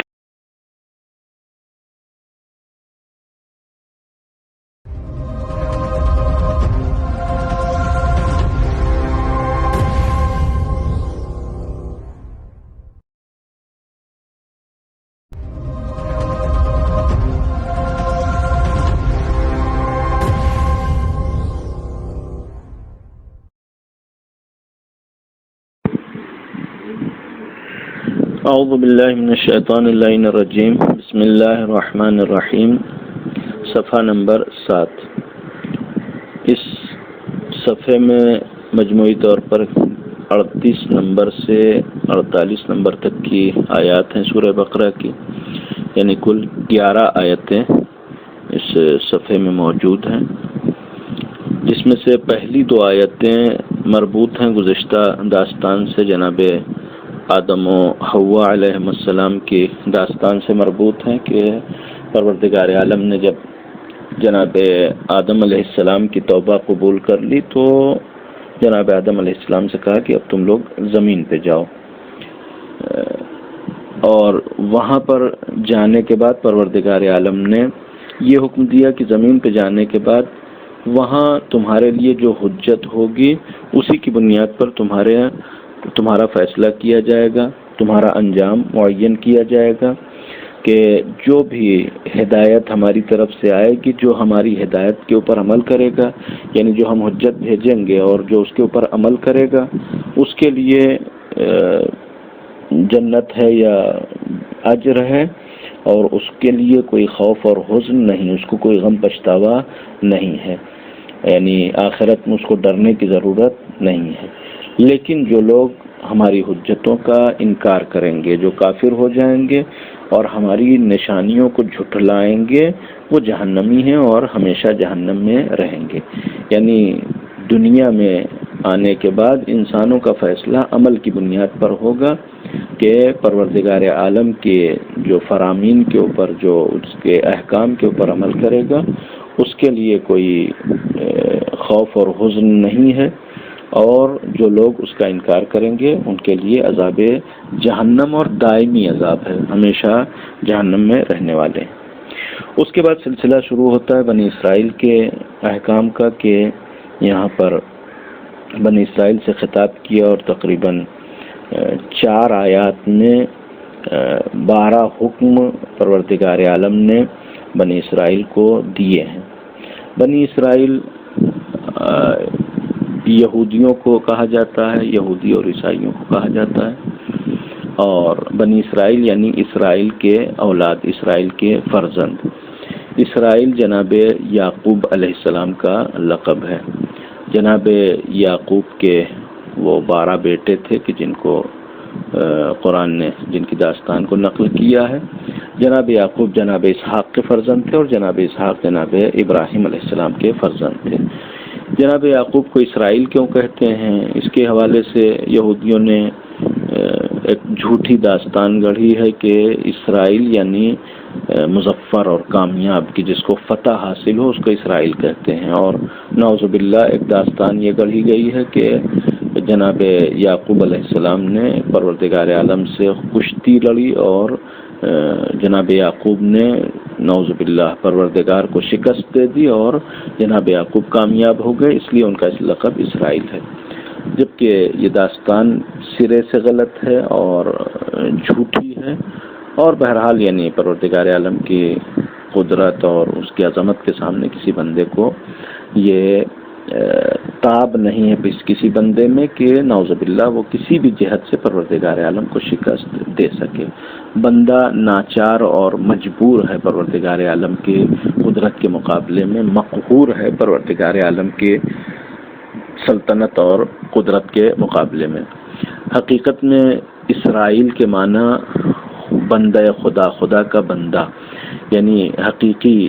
بندگی کے عنوان کو یہودیوں نے ایک جھوٹی داستان سے اس طریقے سے گویا ملا دیا کہ انسان کو سمجھ میں نہ آ سکے۔ اسرائیل، اسرا یعنی بندہ، ایل یعنی اللہ، تو اسرائیل یعنی عبداللہ۔ عربی زبان میں اگر اسرائیل کا ترجمہ دیکھا جائے تو عبداللہ ہوگا، یعنی خدا کا بندہ۔ اور جناب یعقوب یعنی جناب اسرائیل کی جو اولاد ہیں، جو ان کے فرزند ہیں، ان کو بنی اسرائیل کہا جاتا ہے۔ پروردگار عالم نے بنی اسرائیل کو بہت ساری نعمتیں دی تھیں، اور جب بھی پروردگار عالم نعمتوں کا تذکرہ کرتا ہے اور ہم اس حوالے سے گفتگو کرتے ہیں، تو جب بھی بنی اسرائیل کے لیے نعمتوں کا تذکرہ کریں گے تو فوراً ہم کہتے ہیں کہ ان کے لیے مائدہ نازل ہوتا تھا آسمان سے، اور قرآن نے بھی بہرحال اس نعمت کا ذکر کیا ہے کہ تم کو ہم نے مثلا ظاہری نعمتوں کو بھی دیا ہے، لیکن حقیقت میں بنی اسرائیل کے لیے یہ نعمتیں بہرحال ایک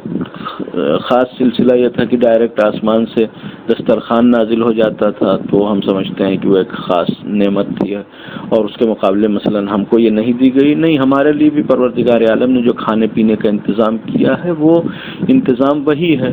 یعنی بس یہ ہے کہ اس میں ہو سکتا ہے ہم کو تھوڑی زحمت کرنی پڑتی ہو، لیکن حقیقت میں دانہ چاہے زمین سے اگے یا آسمان سے نازل ہو، عطا پروردگار کی ہے، لہذا وہ نعمت ہمارے سامنے بھی ہے۔ ہم کو بھی پروردگار عالم نے بھوکا نہیں رکھا ہے، ہم کو بھی پروردگار عالم نے کھانے پینے کا کے لیے دیا ہے اور کھانے پینے کا انتظام کیا ہے، تو ظاہر ہے کہ ضروری نہیں ہے کہ ادھر سے دسترخوان ہی نازل ہو تو ہم سمجھیں کہ پروردگار کی طرف سے ہے، اور اگر ہم زمین پہ کھیتی کر کے اگا کر کھائیں تو پھر یہ ہم سمجھیں کہ یہ ہماری طرف سے ہے۔ لہذا وہ نعمتیں زیادہ اہمیت نہیں رکھتی، بلکہ جو اہمیت رکھتی ہے وہ یہ نعمت ہے کہ پروردگار عالم نے سب سے زیادہ انبیاء وہ بنی اسرائیل میں بھیجے ہیں، لہذا ظاہری نعمتوں کے مقابلے میں جو روحانی نعمت ہے، جو معنوی نعمت ہے، وہ بہت زیادہ ہے بنی اسرائیل کے حوالے سے۔ اور اس حوالے سے روایات بھی پائی جاتی ہیں کہ جہاں پر نعمت کا تذکرہ کیا گیا کہ پروردگار عالم اپنی نعمتوں کے بارے میں سوال کرے گا، تو امام سے پوچھا گیا، امام نے فرمایا کہ ہم اہل بیت اس نعمت سے مراد ہیں، یعنی جو ہدایت کی نعمت دی ہے، جو حجت پروردگار عالم نے تمہارے لیے بھیجا ہے، وہ مراد ہے۔ لہذا حقیقی نعمت ہدایت کی نعمت ہے کہ جو بنی اسرائیل کے پاس بہت زیادہ تعداد میں موجود تھی، کہ بعض روایات ہیں بنی اسرائیل کی شقاوت کے لیے کہ مثلا 70,000 انبیاء کا قتل کیا انہوں نے، یعنی انبیاء کا قتل کرتے تھے اور ان کے اوپر کوئی خوف اور ہراس طاری نہیں ہوتا تھا، یہ نبیوں کا قتل کر کے اپنے بازار میں بالکل اس طریقے سے گم ہو جاتے تھے کہ جیسے کچھ ہوا ہی نہیں ہے۔ ظاہر ہے کہ سب سے زیادہ انبیاء آئے اور سب سے زیادہ انہوں نے انبیاء کا کفران کیا اور ان کا انکار کیا ان کے، لہذا نعمت سے مراد یہاں پر گویا سب سے بہترین نعمت ہدایت کی نعمت ہے کہ جو بنی اسرائیل کے لیے بہت زیادہ تھی، لہذا ان کو خطاب کیا گیا کہ تم ہماری نعمتوں کو یاد کرو کہ جو ہم نے تمہارے اوپر نازل کی تھی۔ وَأُوفُوا بِعَهْدِي أُوفِ بِعَهْدِكُمْ، دوسرا حکم یہ ہے کہ جو تم نے ہم سے وعدہ کیا ہے تم اس کو پورا کرو، جو ہم نے تم سے وعدہ کیا ہے ہم پورا کریں گے۔ یہاں پر مراد یہ ہے کہ بنی اسرائیل یعنی تمام بندوں سے جو پروردگار عالم نے وعدہ لیا ہے وہ یہ ہے کہ وہ خدا کی عبادت کریں، اور اس حوالے سے اسی سورہ بقرہ کی 83-84 نمبر کی آیت میں میثاق بنی اسرائیل کا ذکر ہے کہ انشاءاللہ وہاں پر بیان کریں گے۔ لہذا وہ سارے میثاق بنی اسرائیل جب پورا کریں گے تو پروردگار عالم بھی جو اس کے مقابلے میں جزا کا وعدہ کیا ہے، مثلا جنت کا وعدہ کیا ہے، پروردگار عالم عطا کرے گا۔ وَإِيَّايَ فَارْهَبُونَ، تیسرا حکم یہ ہے کہ صرف ہمارا ڈر تمہارے دل میں ہونا چاہیے۔ چوتھا حکم یہ ہے کہ وَآمَنُوا بِمَا أَنزَلْتُ مُصَدِّقًا لِمَا مَعَكُمْ، یہ قرآن کے حوالے سے حکم ہے، بنی اسرائیل سے خطاب ہے کہ ہم نے تمہارے سامنے جو کتاب نازل کیا ہے اور یہ کتاب تمہارے ہاتھ میں جو موجود ہماری کتاب ہے، یعنی قرآن ہم نے بھیجا ہے، اور یہ قرآن تمہارے اس کتاب کی تصدیق کرتا ہے کہ جو تمہارے ہاتھ میں موجود ہے، یعنی توریت کی تصدیق کرنے والا ہے، اس کے اوپر ایمان لے آؤ۔ وَلَا تَكُونُوا أَوَّلَ كَافِرٍ بِهِ، اور سب سے پہلے کافر نہ ہو جاؤ، اس لیے کہ جو مدینے میں افراد تھے سورہ بقرہ نازل ہوا تو ظاہر ہے کہ مشرکین کے پاس کوئی کتاب نہیں تھی، لیکن یہ اہل کتاب تھے۔ اب مشرکین کے پاس انکار کرنے کی بعض وجوہات ہیں کہ خود قرآن نے کہا کہ پیغمبر ایک ایسے لوگوں کی طرف آئے کہ جن کی طرف نبی نہیں آیا تھا اس سے پہلے، لہذا وہ نہیں جانتے تھے، لیکن ان کے یہاں تو انبیاء کی بھرمار تھی، انبیاء آئے تھے، یہ تو کتاب خدا کو پہچانتے تھے، لہذا ان سے کہا گیا کہ ایسا نہ ہو کہ ان سے پہلے تم کافر ہو جاؤ،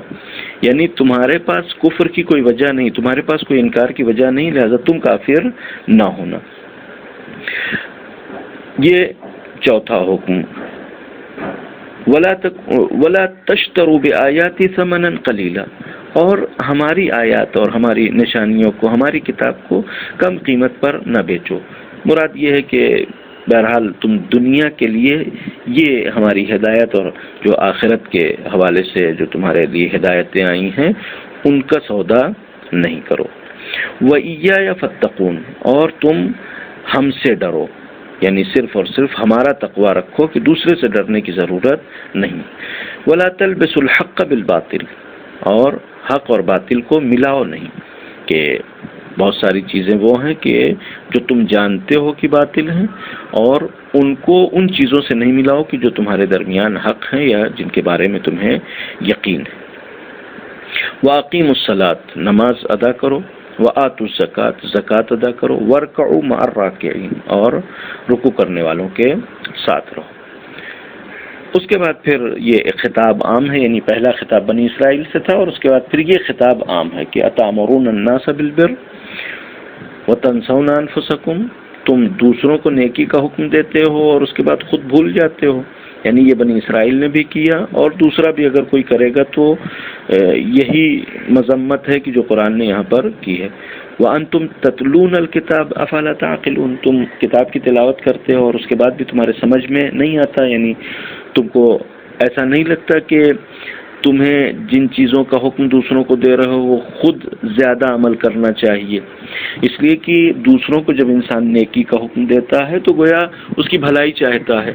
وہ انسان کیسے دوسرے کی بھلائی چاہ سکتا ہے کہ جو خود اپنی بھلائی نہیں چاہتا؟ لہذا اگر انسان نیکی کا حکم دے رہا ہے اور یہ سمجھ رہا ہے کہ ہم دوسرے کی بھلائی کرنے کے لیے نیکی کا حکم اس کو دے رہے ہیں، تو سب سے پہلے اس کو اس نیکی کے اوپر عمل کرنا چاہیے تاکہ اندازہ ہو کہ یہ خود اپنی بھلائی چاہتا ہے۔ وَاسْتَعِينُوا بِالصَّبْرِ وَالصَّلَاةِ، اور نماز سے مدد مانگو، صبر سے مدد مانگو، کہ صبر سے مراد بعض علماء نے روزہ لیا ہے اور نماز سے مراد جو ہے وہ نماز ہے، کہ یہ دو چیزیں ایسی ہیں کہ بندگی میں اور عبادت کے جو عبادت کا سلسلہ ہے، یہ دو چیزیں بہت ہی اہم ستون ہیں، بہت ہی اہم رکن ہیں کہ جو انسان کی زندگی میں کافی اثر رکھتی۔ اور اس کے بعد پروردگار عالم نے نماز کی یہ خاصیت بیان کی کہ نماز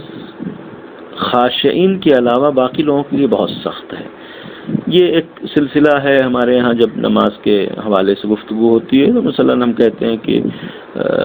نماز ظہر تھوڑا پڑھنا مشکل ہو جاتا ہے، آفس میں رہتے ہیں نہیں آ پاتے،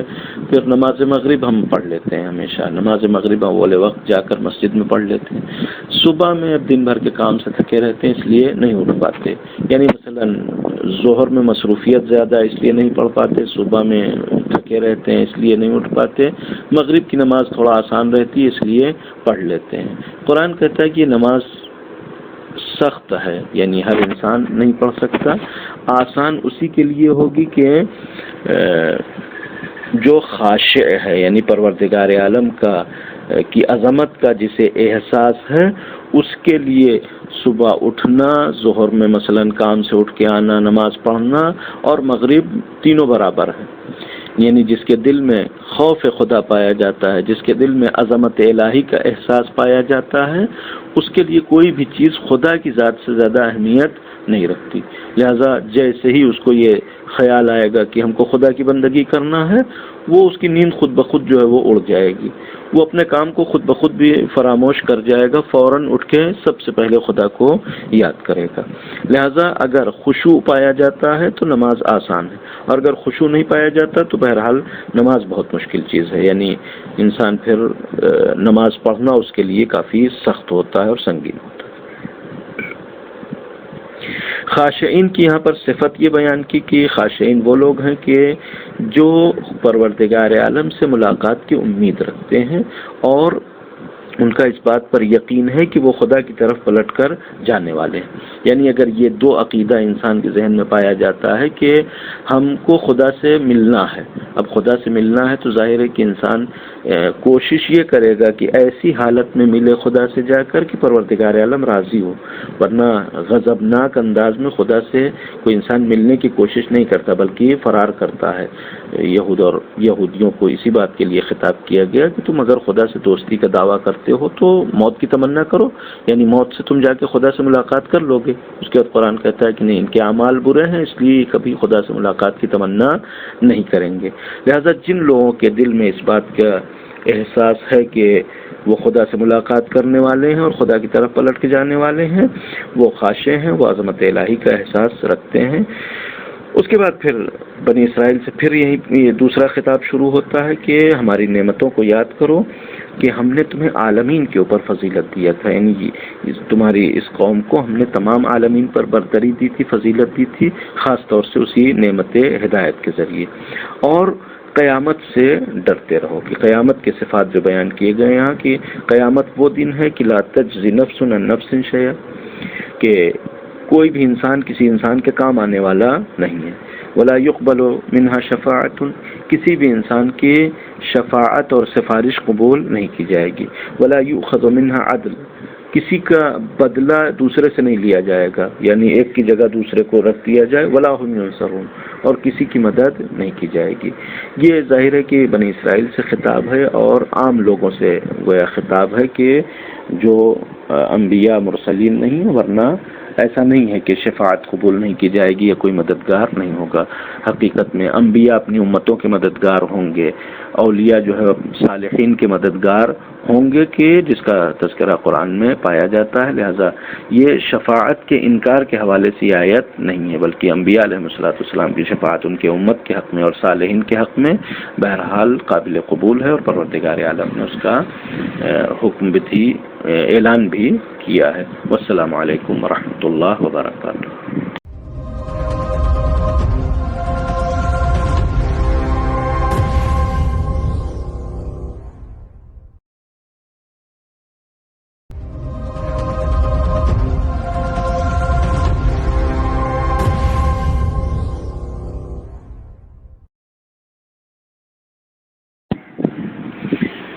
اعوذ باللہ من الشیطان الرجیم، بسم اللہ الرحمن الرحیم. صفحہ نمبر 8. اس صفحے میں 49 سے 57 نمبر تک کی آیات موجود ہیں.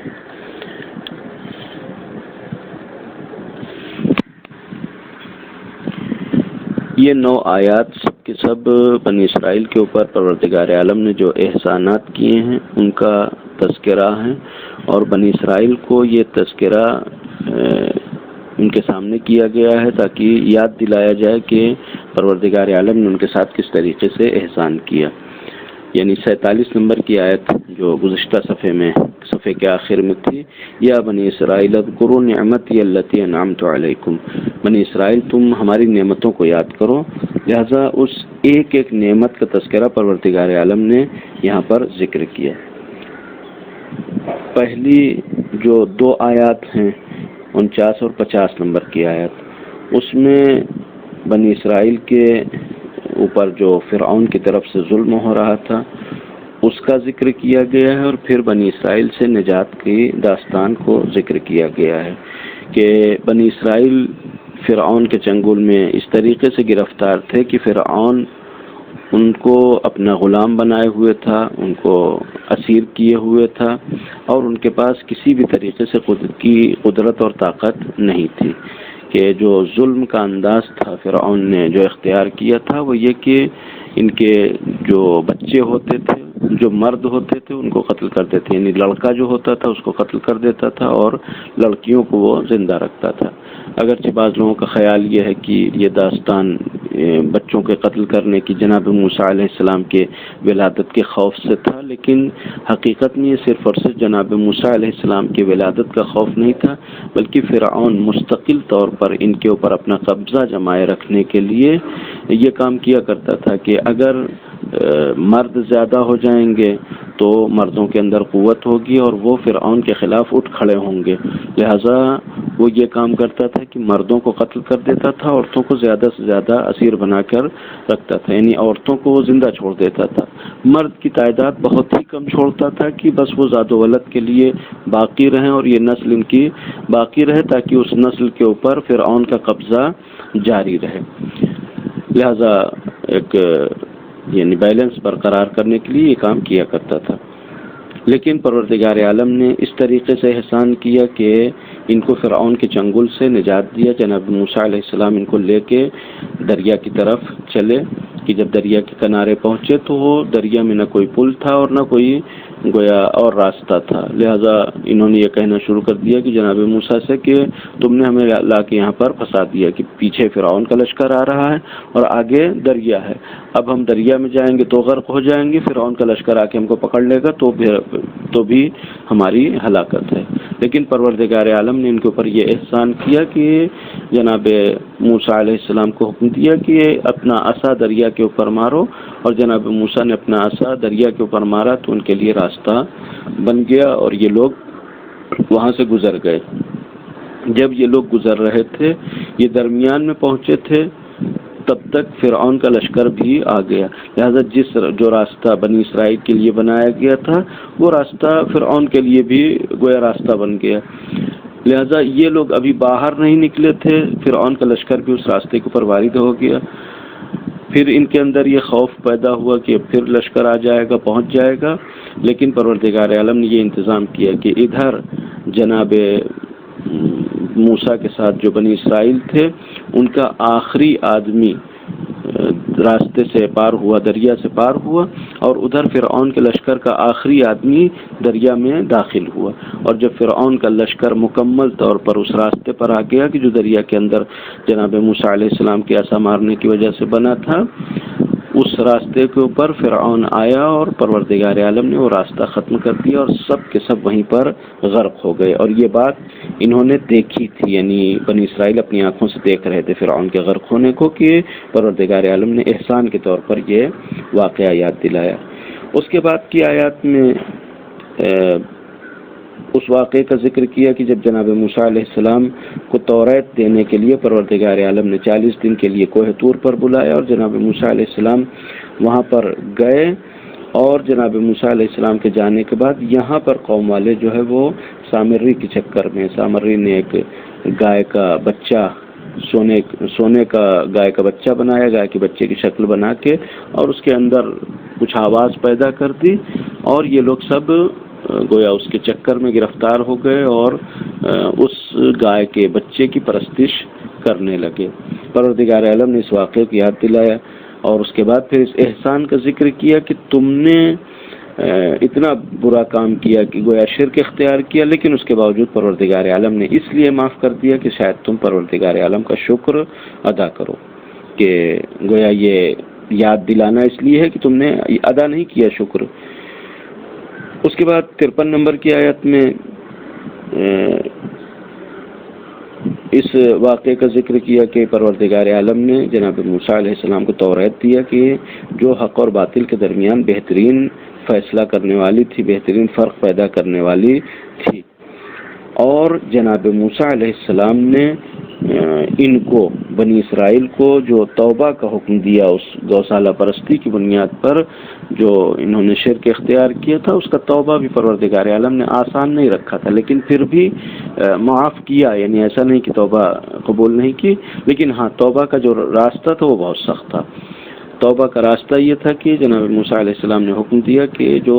پروردگار عالم کی بارگاہ سے اس گناہ کے لیے خلاصی چاہتے ہوں، اس گناہ سے معافی چاہتے ہوں، وہ غسل کر کے آمادہ ہو جائیں اور اس کے بعد ایک رات کی تاریکی میں تلوار لے کے کھڑے ہوں اور سب ایک دوسرے کو قتل کریں، کہ خود گویا ان کے لیے قتل ہونا بھی سنگین، قتل کرنا بھی سنگین، اپنے بھائی بہنوں کو یا اپنے بھائی بندوں کو اور اپنے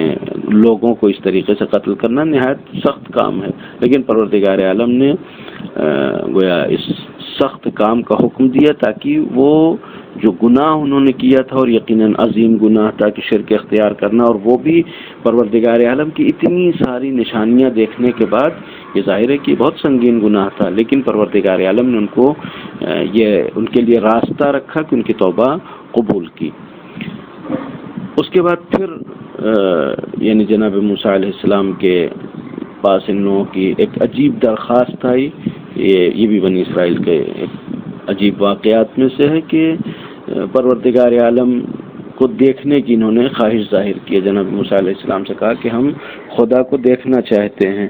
پروردگار عالم جناب موسیٰ علیہ السلام نے کہا کہ خدا تو دیکھنے والی چیز نہیں ہے۔ انہوں نے کہا کہ ہم بغیر دیکھے مانیں گے نہیں۔ جب انہوں نے یہ کہا کہ ہم بغیر دیکھے نہیں مانیں گے، جناب موسیٰ علیہ السلام نے پروردگار عالم سے درخواست کیا کہ پروردگار یہ قوم ہے، یہ ضد کر رہی ہے، ان کو دکھا دے۔ پروردگار عالم نے حکم دیا کہ ٹھیک ہے، ان کو لے کے آ جاؤ کوہ طور پر۔ اگر ان کی نظریں اس گویا پہاڑ کے اوپر ٹھہر جاتی ہیں، یعنی پہاڑ کے اوپر یہ اپنی نظروں کو ٹھہرا لیتے ہیں، روک لیتے ہیں، تو پھر مثلا ہم کو دیکھ لیں گے۔ لیکن جب وہ بجلی چمکی تو ان کی نظر کیا، یعنی نظر ٹکنے کا تو کوئی سوال ہی نہیں، یہ بے ہوش ہو گئے، اور اس میں یعنی جناب موسیٰ علیہ السلام بے ہوش ہو گئے، اور یہ بنی اسرائیل جو ہے وہ مر گئے۔ اس کے بعد بھی پروردگار عالم نے ان کو زندہ کیا تاکہ یہ پھر ہوش آ جائے ان کو، اور یہ توبہ کریں اور پھر پروردگار عالم کا شکر ادا کریں کہ یہ نہایت گویا بیہودہ درخواست تھی جناب موسیٰ علیہ السلام سے کہ ہم دیکھیں گے، جب خدا دکھنے والی چیز نہیں تو کیسے دیکھیں گے۔ اور پروردگار عالم نے گویا اس واقعے سے اس بات کا بھی اظہار کر دیا کہ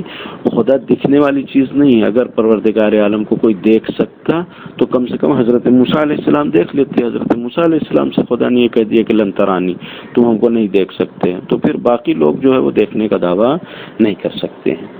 اس کے بعد پروردگار عالم نے آخری آیت میں اس احسان کا تذکرہ کیا بنی اسرائیل کے اوپر کہ ہم نے تمہارے اوپر آسمان کو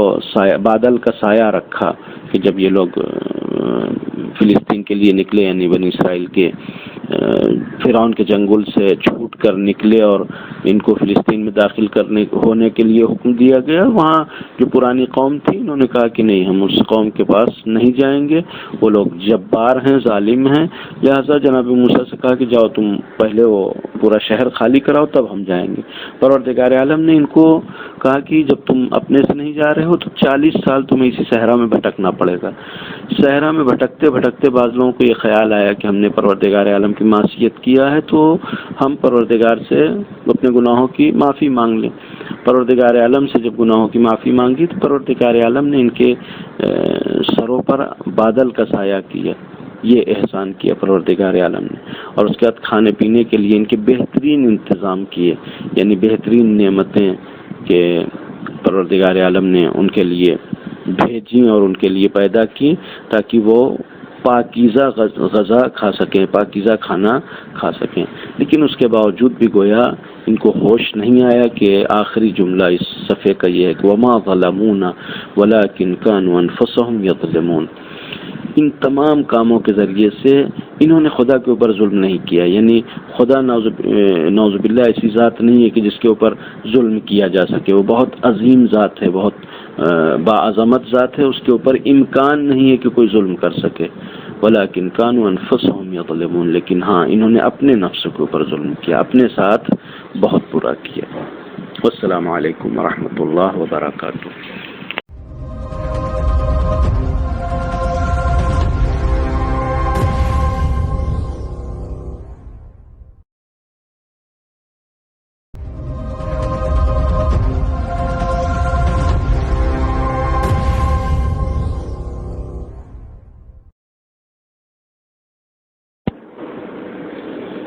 اعوذ باللہ من الشیطان الرجیم، بسم اللہ الرحمن الرحیم۔ صفحہ نمبر 9۔ اس صفحے میں 4 آیات ہیں کل، اور ان 4 آیات میں سلسلہ وہی گزشتہ سے مرتبط ہے کہ بنی اسرائیل کے اوپر پروردگار عالم نے جو احسانات کیے تھے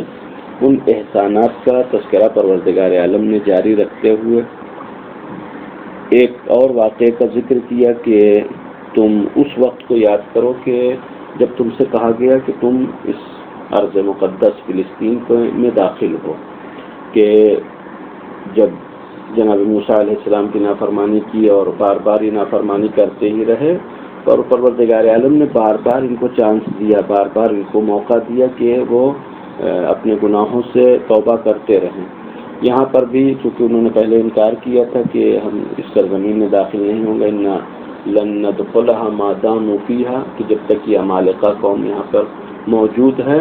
یہ ظالم قوم موجود ہے، ہم اس قریے میں، اس بستی میں نہیں جائیں گے۔ لہذا پروردگار عالم نے ان سے کہا کہ بھائی تم نے نافرمانی کی تھی، اب تم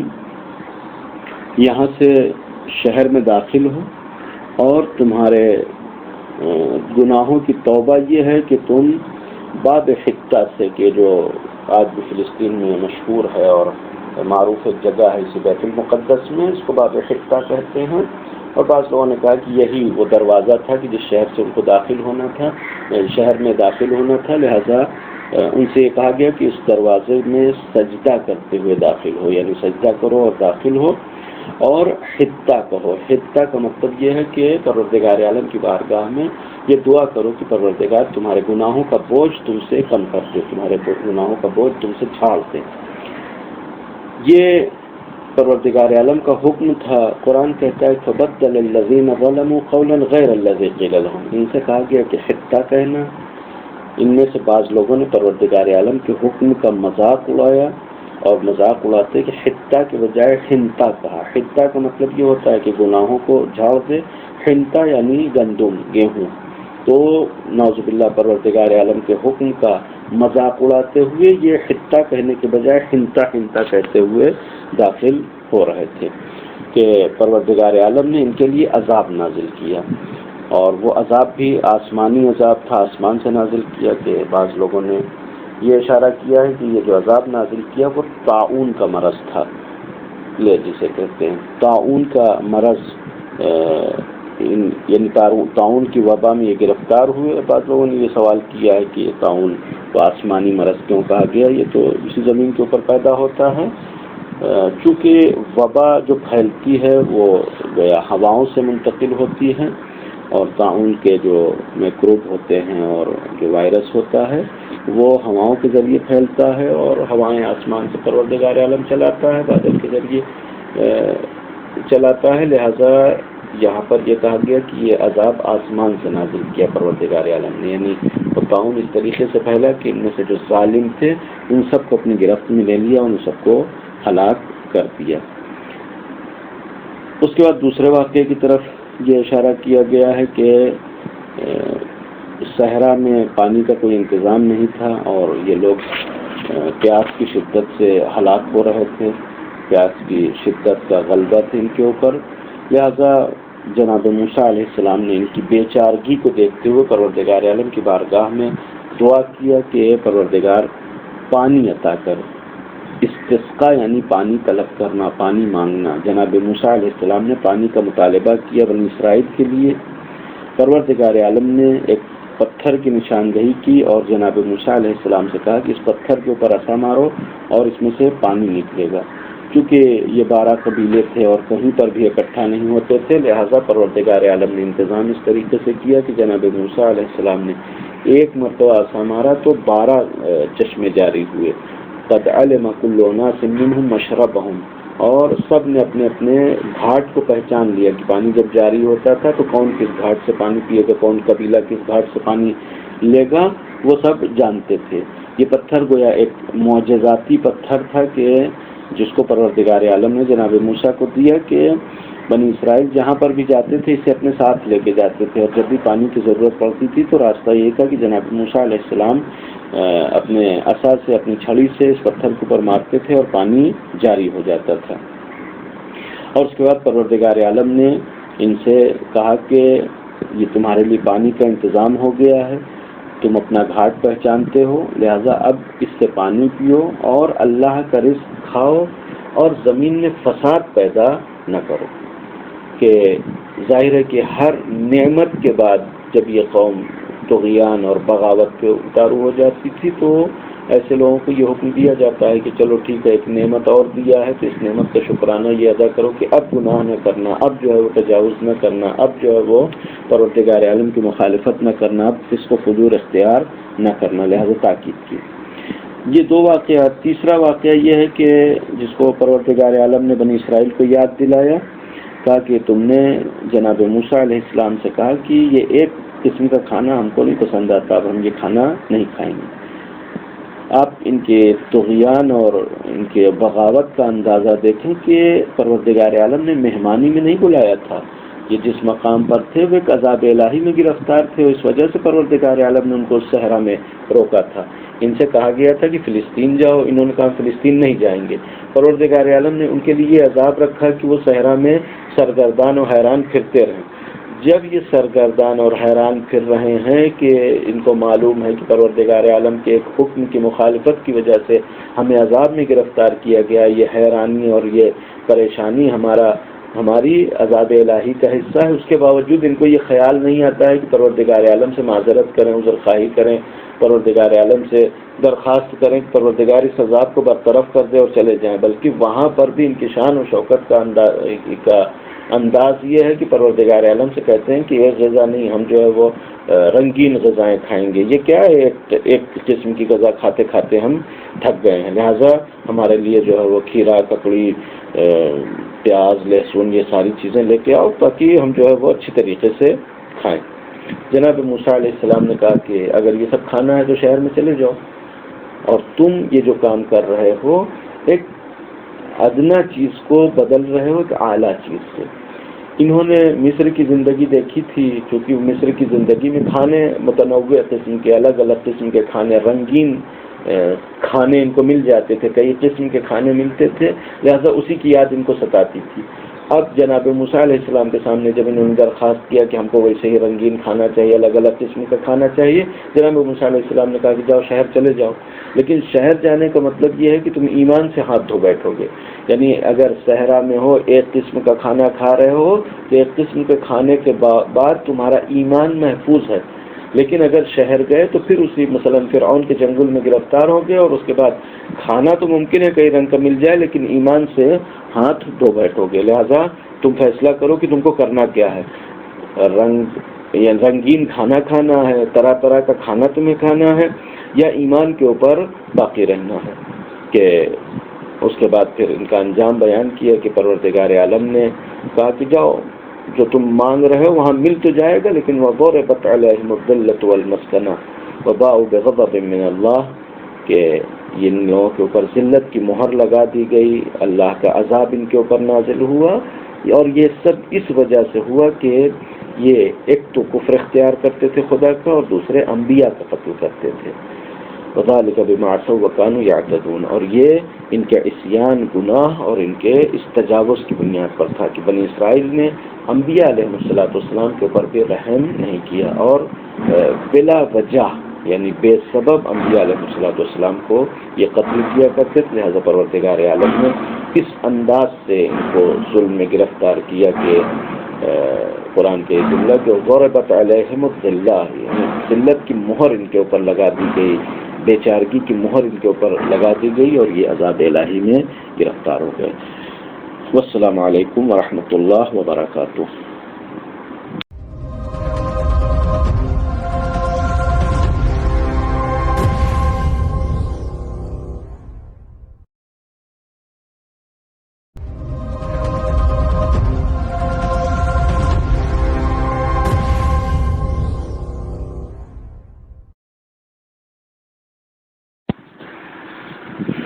اعوذ باللہ من الشیطان اللعین الرجیم. بسم اللہ الرحمن الرحیم. صفحہ نمبر 10. اس صفحے میں 8 آیتیں ہیں، جس میں سب سے پہلی آیت 62 نمبر کی آیت ہے، اور آخری 69 نمبر کی آیت ہے، 69 نمبر کی آیت. سب سے پہلی آیت وہ ایک ایسے مطلب کی طرف اشارہ کرتی ہے کہ جس کا بظاہر یعنی ان داستانوں سے کہ جو درمیان میں چل رہی ہیں ان سے بظاہر ربط نہیں لگتا، لیکن حقیقت میں گویا اسی داستان کا حصہ ہے کہ جن لوگوں کا تذکرہ کیا گیا، چونکہ یہ گزشتہ 2 صفحوں سے پروردگار عالم ان لوگوں کے بارے میں گفتگو کر رہا ہے کہ جن کے اوپر پروردگار عالم نے احسان کیا، منت کیا، نعمتیں نازل کی، یعنی بنی اسرائیل۔ لہذا اس درمیان میں یہ آیت بیان کرتی ہے کہ جو لوگ ایمان لے آئے ہیں، کہ جن کو ہم مومن کہتے ہیں، مومن سے مراد مسلمان مومن ہے، اور جو یہودی ہیں یا نصارہ ہیں، اسی طریقے سے جو سابئی ہیں، ان میں جو اللہ کے اوپر حقیقت میں ایمان رکھے گا، قیامت کے اوپر ایمان رکھے گا اور عمل صالح انجام دے گا، اس کا اجر اللہ کے ہاں محفوظ ہے، یعنی اس کو اجر دیا جائے گا اور اس کے لیے کوئی خوف اور حزن نہیں ہے، گویا اس کی نجات ہو جائے گی۔ اس آیت کے حوالے سے بعض لوگوں نے یہ بہانہ بنایا کہ اس کا مطلب یہ ہے کہ ہر انسان اپنے دین کے اوپر عمل کرے تو وہ کامیاب رہے گا، یہودی اپنے دین کے اوپر عمل کریں، نصرانی اپنے دین کے اوپر عمل کریں، صابئی اپنے دین کے اوپر عمل کریں تو وہ کامیاب و کامران ہیں، ان کے لیے دنیا میں بھی بھلائی اور آخرت میں نجات کا سامان مہیا ہو جائے گا۔ بظاہر قرآن کی آیت اسی طریقے سے حکم دیتی ہے، لیکن سورہ مبارکہ آل عمران میں پروردگار عالم نے واضح طور پر کہا کہ وَمَن يَبْتَغِ غَيْرَ الْإِسْلَامِ دِينًا فَلَن يُقْبَلَ مِنْهُ، جو اسلام کے علاوہ کوئی دین لے کے آئے گا اللہ اس کا دین کو قبول نہیں کرے گا۔ تو اس کا مطلب یہ ہے کہ یہ وہ آیت سورہ آل عمران کس کو رد کرتی ہے کہ نہیں، یہود نصارہ ان لوگوں کا دین جو ہے وہ قابل قبول نہیں ہے۔ تو جو بات اس آیت میں بیان کی گئی ہے وہ کیا ہے، اس حقیقت کو یہاں پر اشارہ کر دیں کہ یہودیوں کا دین یعنی توریت کے اوپر عمل کرتے تھے، وہ حضرت موسیٰ علیہ السلام کے شریعت کے اوپر عمل کرتے تھے۔ اسی طریقے سے جو نصارہ ہیں، عیسائی جن کو ہم کہتے ہیں، وہ حضرت عیسیٰ علیہ السلام کو نبی مانتے ہیں، انجیل کے اوپر عمل کرتے ہیں اور حضرت عیسیٰ علیہ السلام کی شریعت پر عمل کرتے ہیں۔ سابئی کے بارے میں کچھ اختلاف ہے، بعض لوگ کہتے ہیں کہ یہ زرتشت ہیں یا بعض مجوسی کہتے ہیں، لیکن بعض لوگوں نے یہ لکھا ہے کہ حضرت نوح علیہ السلام کے ماننے والے تھے اور بعض کتابوں کو مانتے تھے کہ ان کے عقیدے کی بنیاد پر کہ حضرت نوح علیہ السلام کے اوپر وہ نازل ہوئی، حضرت آدم علیہ السلام کے اوپر نازل ہوئی تھی، پھر حضرت نوح کے پاس آئی، حضرت نوح سے شام کی طرف، شام سے رام کی طرف گئی اور اس طریقے سے ان کا سلسلہ پایا جاتا ہے۔ لیکن بہرحال سابئی جو بھی ہوں، یہ ہے کہ یہود اور نصارہ کے ساتھ میں ذکر کرنے کا مطلب یہ ہے کہ یہ کسی نہ کسی دین الہی کے ماننے والے ہیں، آسمانی دین کے ماننے والے ہیں، لہٰذا ان کو یہود اور نصارہ کے ساتھ ذکر کیا گیا ہے۔ ان کے لیے یہ کہا گیا کہ اگر یہ اللہ اور آخرت کے اوپر ایمان رکھیں اور عمل صالح انجام دیں تو بہرحال ان کا عمل قابل قبول ہوگا اور ان کو آخرت میں نجات ملے گی۔ اللہ کے اوپر ایمان رکھنے کا مطلب کیا ہے اور قیامت کے اوپر ایمان رکھنے کا مطلب کیا ہے؟ قیامت والا عقیدہ اس میں تو بچ سکتے ہیں، لیکن اللہ کے اوپر ایمان رکھنے کا مطلب یہ ہے کہ اللہ کی ذات کو مانتے ہوں، گویا اللہ کی ربوبیت کو مانتے ہوں، اللہ کی خالقیت اور مالکیت کو مانتے ہوں۔ وہ اللہ جس نے حضرت موسیٰ علیہ السلام کو مبعوث کیا، انہوں نے اللہ کو مان لیا کہ ہاں ٹھیک ہے موسیٰ نبی ہیں، وہی اللہ کہتا ہے کہ محمد پیغمبر ہیں، یہ لوگ ماننے کے لیے تیار نہیں ہے۔ تو اس کا مطلب یہ ہے کہ ایمان اللہ کے اوپر مکمل نہیں ہے، لہذا اگر اللہ کے اوپر ایمان مکمل نہیں ہے تو پھر یہ قابل نجات نہیں ہے۔ اسی طریقے سے وہ جو دین کو مان رہے تھے یا جس کتاب کو مان رہے تھے اس کے اوپر بھی عمل نہیں کر رہے تھے۔ آج اگر کوئی حضرت موسیٰ علیہ السلام کی نبوت کا انکار کرے وہ مسلمان نہیں رہے گا، اس لیے کہ وہ کوئی قرآن کا انکار کر رہا ہے۔ پیغمبر نے آ کر حضرت موسیٰ علیہ السلام کی تصدیق کی ہے، قرآن نے حضرت موسیٰ علیہ السلام کی نبوت کی تصدیق کی ہے، لہذا اگر کوئی مسلمان حضرت موسیٰ علیہ السلام کی نبوت کا انکار کر دے تو مسلمان نہیں رہ جائے گا۔ اگر ایک انسان مسلمان قرآن کے دیگر تمام باتوں کو ماننے کے ساتھ ساتھ پیغمبر کو ماننے کے ساتھ ساتھ حضرت موسیٰ علیہ السلام کو نہ مانے تو وہ مسلمان نہیں رہ جائے گا۔ تو حضرت موسیٰ علیہ السلام کی نبوت بھی ایسے ہی ہے کہ حضرت موسیٰ علیہ السلام جب آئے تو حضرت موسیٰ علیہ السلام نے پیغمبر کے آنے کی بشارت دی۔ توریت کی حقانیت بھی اسی بات سے وابستہ ہے کہ توریت میں پیغمبر اکرم صلی اللہ علیہ وآلہ وسلم کے آنے کی بشارت موجود تھی، لہٰذا اگر کوئی انکار کرتا ہے تو گویا وہ حضرت موسیٰ علیہ السلام کی کی باتوں کو بھی نہیں مان رہا ہے، وہ توریت کی باتوں کو بھی نہیں مان رہا ہے۔ لہذا سچا یہودی وہی ہے کہ جو حضرت موسیٰ علیہ السلام کی تمام باتوں کے ساتھ ساتھ یہ بات بھی مانے کہ انہوں نے پیغمبر کے آنے کی بشارت دی ہے۔ حضرت عیسیٰ علیہ السلام کا سچا پیروکار وہی ہے کہ جو تمام باتوں کے ساتھ ساتھ اس بشارت کی بھی تصدیق کرے کہ جو حضرت عیسیٰ علیہ السلام نے دی ہے کہ ہمارے بعد ایک نبی آنے والا ہے جس کا نام احمد ہوگا۔ لہذا بغیر حضرت محمد مصطفیٰ صلی اللہ علیہ وسلم کی تصدیق اور اسلام کے احکام کی تصدیق کے ان کا ایمان مکمل ہونے والا نہیں ہے۔ اس کے بعد 2 آیتوں میں توریت کے حوالے سے گفتگو کی گئی ہے اور بنی اسرائیل کو خطاب کیا گیا کہ جب توریت نازل ہوئی تو جناب موسیٰ علیہ السلام لے کے آئے، کہا کہ پروردگار عالم کا یہ پیغام تمہارے نام آیا ہے، اس میں احکام ہیں، ان کے اوپر تم کو عمل کرنا ہے۔ یہ بہرحال انبیاء علیہ السلام کے احکام سے واقف تھے، جانتے تھے کہ ہاں انبیاء علیہ السلام کس طریقے سے احکام لاتے ہیں۔ بہرحال احکام یعنی دین خدا کی خصوصیت یہ ہے کہ انسان کی خواہشات سے بہرحال گویا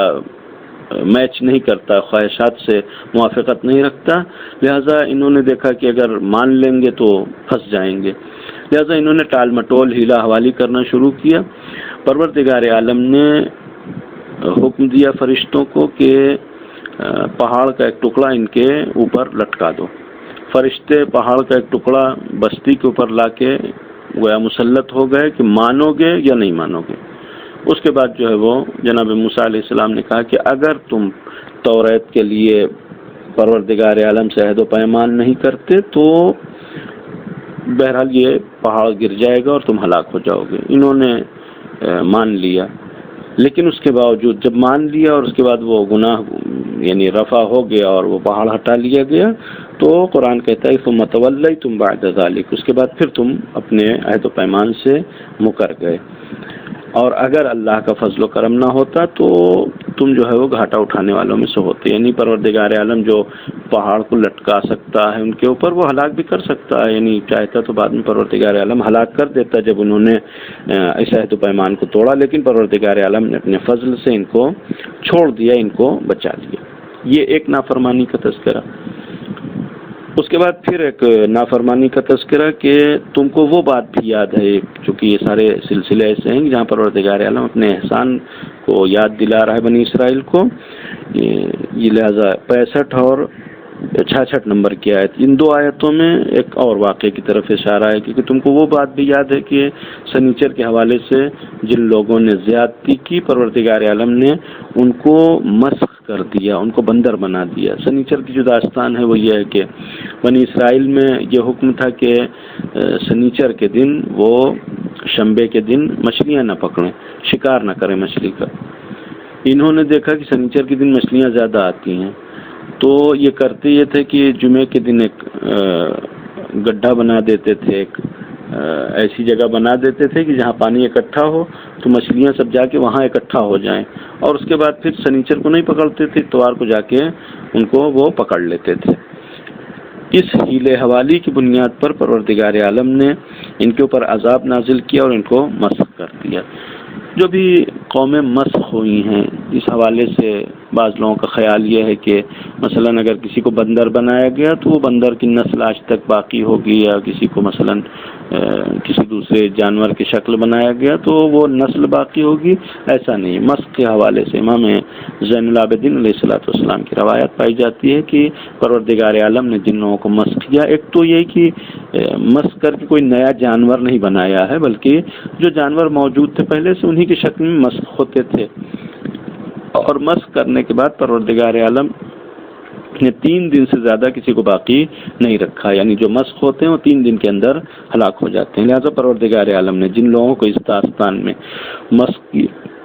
ان کو بندر بنایا اور گویا 3 دن کے اندر وہ سب ہلاک ہو گئے، لہذا ان کی نسل کے باقی رہنے کا کوئی تصور نہیں پایا جاتا ہے۔